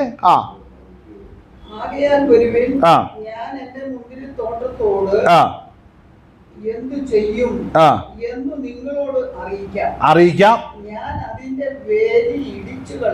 ആദ്യം ചെയ്യുന്ന അതിന്റെ വേലി ഇടിച്ചു കളയും. ശ്രദ്ധിക്കണേ, വേലി ഇടിഞ്ഞോണ്ടിരിക്കുക. ഇന്ന് പല സഭകളുടെയും വേലികൾ ഇടിഞ്ഞുകൊണ്ടിരിക്കുക. കാര്യം ദൈവ ക്രിസ്തുവിലേക്ക് എത്തിക്കാതെ കാട്ടുമുന്തിരിങ്ങയുടെ ഫലം പോലെ മധുരത്തിന് പകരം കയ്പിന്റെ അനുഭവം തന്നുകൊണ്ടിരിക്കുന്ന പല വേലികൾ സ്വർഗം ഇന്ന് പകൽ നേരം സന്ദർശിക്കും. വായിച്ചാട്ടെ. ആകയാൽ വരുവിൻ, ഞാൻ എന്റെ മുന്തിരിത്തോട്ടത്തോട് എന്തു ചെയ്യും എന്ന് നിങ്ങളോട് അറിയിക്കാം. ഞാൻ അതിന്റെ വേലി പൊളിച്ചു കളഞ്ഞ് അത് തിന്നുപോകും. ഞാൻ അതിന്റെ മതിൽ ഇടിച്ചു കളയും. അത് ചവിട്ടി മെതിച്ചു പോകും. അപ്പൊ 2 കാര്യം ശ്രദ്ധിക്കണം. അതിന്റെ വേലി പൊളിച്ചു കളയുമ്പോൾ അത് തിന്നുപോകും. അടുത്തത്, ഞാൻ അതിന്റെ മേൽ ഇടിച്ചു കളയും. അതിന്റെ മതിൽ ഇടിച്ചു കളയുമ്പോൾ അത് ചവിട്ടി മെതിച്ചു പോകും. അപ്പൊ മനസ്സിലാക്കണം, ചവിട്ടാൻ ദൈവം ഏൽപ്പിച്ചാൽ, മനസ്സിലാക്കണം, തിന്നുകളയാൻ ഏൽപ്പിച്ചാൽ, ചവിട്ടിക്കളയാൻ ഏൽപ്പിച്ചാൽ. ശ്രദ്ധിക്കണം, ഇന്ന് പല സംഘടന ദൈവം പറഞ്ഞതിന് വിരുദ്ധമായിട്ട് പലതും സംഭവിക്കുമ്പോൾ, പലതിൻ്റെ കയ്യിൽ ഏൽപ്പിക്കുമ്പോൾ സന്തോഷത്തോടെ അത് സ്വീകരിക്കുക. പക്ഷെ ഇന്ന് പല സംഘടന ഇതുപോലെ ചവിട്ടി മെതിക്കപ്പെടുക. ആത്മാവിൽ ആരാധിക്കേണ്ട ഇടങ്ങൾ പലതോ അളലെ ശത്രുവിന്റെ കയ്യിൽ വീഴുന്നുണ്ട്. മനസ്സിലാക്കിക്കോളാം, ഇത് കാട്ടുമുന്തിരിങ്ങ ഇതിൽ നിന്ന് പുറപ്പെട്ടത് കൊണ്ട് നീ വേലിയാണെന്നും അളലെ ഇത് വള്ളിയാണെന്നും പറഞ്ഞാൽ നീ പുറപ്പെടുവിച്ചത്, നീ എന്താണ് പുറപ്പെടുവിച്ചത്, അതിന്റെ വെളിച്ചത്തിൽ ആയിരിക്കും ദൈവത്തിന്റെ റെസ്പോൺസും വരുന്നത്. വായിച്ചാട്ട് അടുത്തത്. ഞാൻ അതിനെ ശൂന്യമാക്കും, അത് വള്ളിത്തല മുറിക്കാതെയും ഞാൻ അതിനെ ശൂന്യമാക്കും, വായിക്ക്. അത് വള്ളിത്തല മുറിക്കാതെയും, ഞാൻ ഒന്നും കൂടെ വായിക്കും, ഞാൻ അതിനെ ശൂന്യമാക്കും. വായിക്ക്. ശൂന്യമാക്കും, അത് വള്ളിത്തല മുറിക്കാതെയും കിളയ്ക്കാതെയും ഇരിക്കും. ഇതെന്നെ വായിക്കറിയാമല്ല, വായിച്ച്. ഞാൻ അതിനെ ശൂന്യമാക്കും, അത് വള്ളിത്തല മുറിക്കാതെയും കിളയ്ക്കാതെയും ഇരിക്കും, പറക്കാരെയും മുള്ളും. അപ്പൊ ഈ പറക്കാരെയും മുള്ളും മുളച്ച നമ്മൾ ഈ കാണുന്ന ഈ കുത്തുന്ന അനുഭവമേ, സഭയ്ക്കകത്ത് ജാതികൾ ഇരിക്കുന്നു, സഭയ്ക്കകത്ത് രക്ഷിക്കപ്പെടാത്തവരും കാലങ്ങളായിട്ടിരിക്കുന്നു. ഇത് മുള്ളും പറക്കാരെയുമാണ്. അപ്പോ എന്താ, തോട്ടത്തിന്റെ ഉടയവൻ, ഞാനിപ്പോ പാസ്റ്ററോട് ചോദിച്ചു, അതവിടെ ഇരുന്നോട്ടെ, അത് ശാപത്താൽ ഉണ്ടായതല്ലേ, മുള്ളും പറക്കാരെയല്ലേ, അതിനെ ഇറക്കി വിടേണ്ട കാര്യം ഉണ്ടോ? അതവിടെ ഇരുന്നാ പോരെ അല്ലേ? അത്രയും ശാന്തമായി കാര്യങ്ങളല്ല. മുള്ളും പറക്കാരെയും അതിൻ്റെ അകത്ത് മുളയ്ക്കും അല്ലേ? വായിക്കുന്നത് മുള്ളും പറക്കാരെയും അതിൽ നിന്ന് മുളയ്ക്കും. അടുത്തത്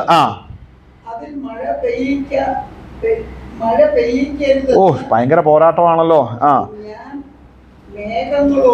അതിൽ മഴ പെയ്ക്കരുത് എന്ന് ഞാൻ മേഘങ്ങളോട്. അതെന്താ? അഭിഷേകത്തിന്റെ നിറവില്ലാതെ സഭകളുടെ അകത്ത് വർഷങ്ങളായിട്ട് ചിലരിക്കുന്നു. പണ്ടങ്ങാണ്ട് പ്രാപിച്ച ഇപ്പോഴൊക്കെ ഞങ്ങൾ ഇടയ്ക്ക് കൈയെടുപ്പ് ഇങ്ങനെ അനങ്ങുന്നല്ലാതെ ഒന്നും ഇല്ല. അതെന്നറിയോ? അവിടെ മഴ പെയ്ക്കരുന്ന് ദൈവം ഇടപെട്ടിട്ടുണ്ട്. അഭിഷേകത്തിന്റെ നിറം അവിടെ വരരുതെന്ന് കൽപ്പിച്ചാൽ അതവിടെ അങ്ങനെ തന്നെ സംഭവിക്കും. ആത്മമാരി വരണ്ടെന്ന് ദൈവം തീരുമാനിച്ചാൽ അവിടെ പെയ്യത്തില്ല. അതുകൊണ്ടാ പുതുതലമുറയിലൊന്നും അഭിഷേകമില്ലാത്ത പിള്ളേർ ജനിക്കുന്നത്. മുള്ളും പറക്കാരെയും സഭയ്ക്കകത്ത്, അളലിയസോത്ത് അഭിഷേകമില്ലാത്ത പുതിയ തലമുറ സഭയ്ക്കകത്ത്. വായിച്ചേ. ഞാൻ അതിനെ ശൂന്യമാക്കും, അത് വള്ളിത്തല മുറിക്കാതെയും കിളയ്ക്കാതെയും ഇരിക്കും, പറക്കാരെയും മുള്ളും മുളയ്ക്കും. ശ്രദ്ധിക്കണേ, അത് കിളയ്ക്കാതെയും വള്ളിത്തല മുറിക്കാതെയും കിളയ്ക്കാതെയും ഇരിക്കും. അത് വള്ളിത്തല മുറിക്കാതെയും കിളയ്ക്കാതെയും. അതായത് മനസ്സിലാക്കണം, അടിസ്ഥാനം പരിശോധിക്കത്തില്ല, വളർന്നതിനെ ചെത്തി വെടിപ്പാക്കുന്ന പരിപാടി. അതുകൊണ്ട് വചനം, വെട്ടുന്ന വചനം എല്ലാം ഞങ്ങളെടുത്ത് മാറ്റി പാസ്റ്ററെ. ഞങ്ങളിപ്പോൾ അങ്ങനെയൊന്നും, ബ്ലെസ്സിങ്സ് മാത്രമേ ഉള്ളൂ. സംഭവം അകത്ത് നിറച്ച് മുള്ളും പറക്കാരെയുമാണ്. പിന്നെയോ ആ തോട്ടത്തിന് മഴ പെയ്യുന്ന ദൈവം കൽപ്പിച്ചിട്ടുണ്ട്. അതുകൊണ്ട് പുതിയ തലമുറയിൽ ആർക്കും അഭിഷേകവും ഇല്ല. സ്തോത്രം. വായിച്ചേ.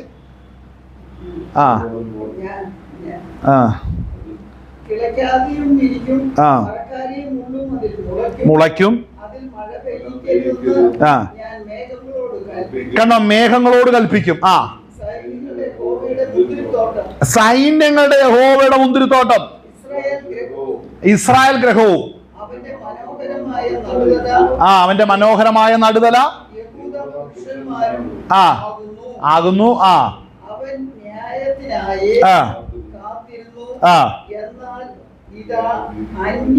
കണ്ടോ? അന്യായം കണ്ടോ?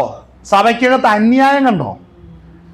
ന്യായത്തിനായിട്ട് എൻ്റെ മക്കൾ വളർന്നു വരുമ്പോൾ ഈ നേതൃത്വത്തിൽ നിന്ന് ന്യായത്തിന്റെ ശബ്ദങ്ങൾ, നീതിയുടെ ശബ്ദങ്ങൾ ഇല്ല. അന്യായം തന്നെ പറയാ. വെള്ളയുടുപ്പുകൊണ്ടും ഈ ക്ലീൻ ഷേവാണ്, വാ നിറച്ച അന്യായമാണ്.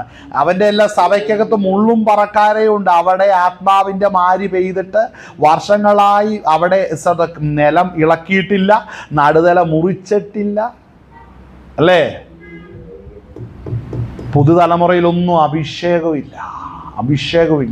ഞങ്ങൾ ഇങ്ങനെ കഥ കേൾക്കും. നിങ്ങൾ ഇതുപോലെ ഇരിക്കുന്നവർ കത്തോലിക്ക പള്ളിയിലുമുണ്ട്, ഓർത്തഡോക്സ് പള്ളിയിൽ, യാക്കോ പള്ളിയിൽ, CSI പള്ളിക്കകത്ത് ഇരിപ്പുണ്ട്. എന്നാന്ന് പറയുക, അവരിങ്ങനെ കാഴ്ചയും കണ്ടിട്ട് വീട്ടിൽ പോകും.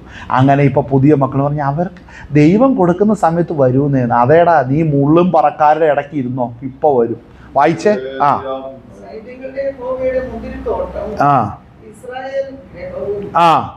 അവന്റെ മനോഹരമായ നടുതല യഹൂദ പുരുഷന്മാരുമാകുന്നു.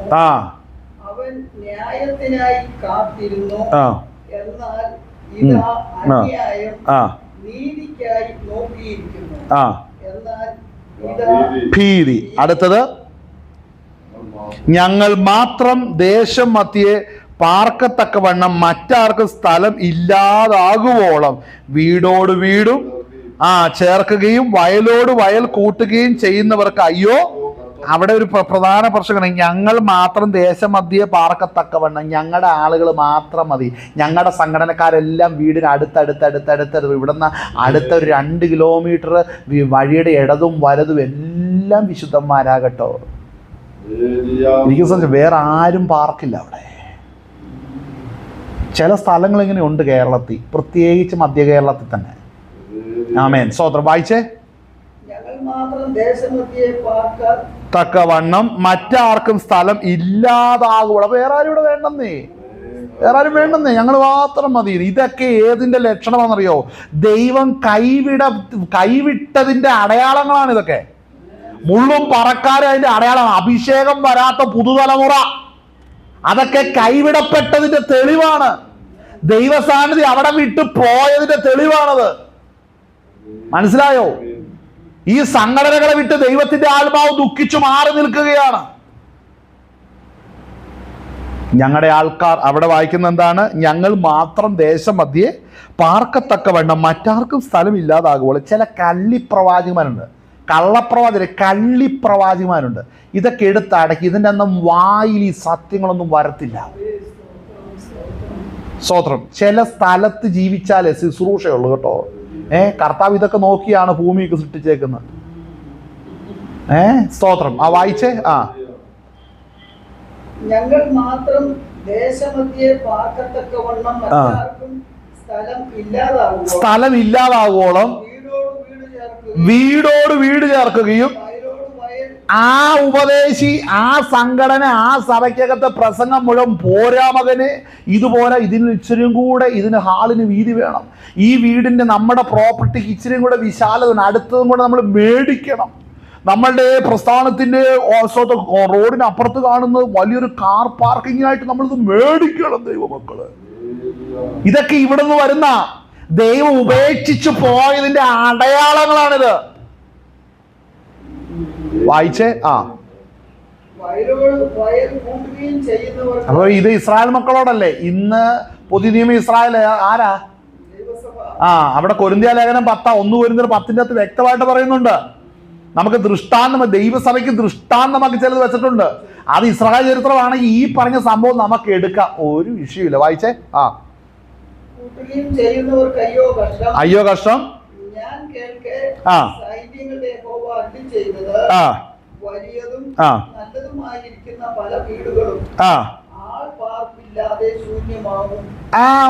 ഇവിടെ എന്ന് പറഞ്ഞപ്പോ എന്റെ ഉള്ളത്തിൽ വളരെ ഇടപെട്ടൊരു വാക്യമാണ്. അവിടെ ശ്രദ്ധിക്കണേ. അവിടെ വായിക്കുന്ന വലിയതും നല്ലതുമായിരിക്കുന്ന പല വീടുകളും ആൾപ്പാർപ്പില്ലാതെ ശൂന്യമായി നിശ്ചയം. ഞാൻ ചോദിക്കട്ടെ, അത് എന്തുകൊണ്ടാ? വീടോട് വീട് ചേർക്കാനുള്ള ഉപദേശം പ്രസംഗിച്ച ഇടത്ത് പലതും പ്രാപിച്ചെങ്കിൽ അവിടെ കിടക്കുന്നില്ല. അങ്ങനെ ഏതെങ്കിലും സ്ഥലം കേരളത്തിലുണ്ടോ? ഞാൻ പണ്ടൊരു ഡോക്യുമെന്ററി ഉണ്ടോ ഓർക്കുന്നുണ്ട്.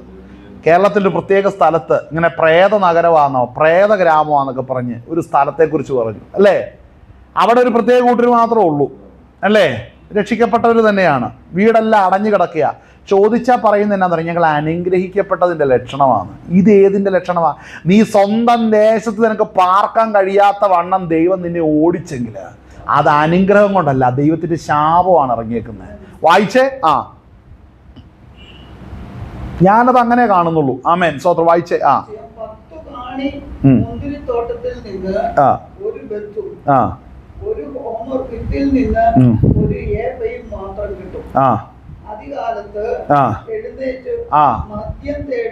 ശ്രദ്ധിക്കണേ, ഈ കർത്താവ് കൈവിടപ്പെട്ടാൽ പിന്നീട് കൈവിടപ്പെട്ടവൻ ഏതു പാപം ചെയ്യാനും റെഡി ആയിരിക്കും. അവരെ പിന്നെ ബാറിലേ കാണത്തുള്ളൂ.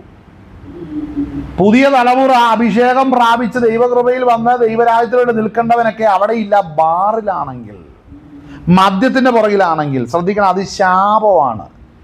ഒത്തിരി കേട്ടിട്ടുണ്ട്. മദ്യപാനത്തിന്റെ പിന്നിൽ വരുന്ന പെന്തക്കോസുകാർ ഒത്തിരി എണ്ണമുണ്ട്.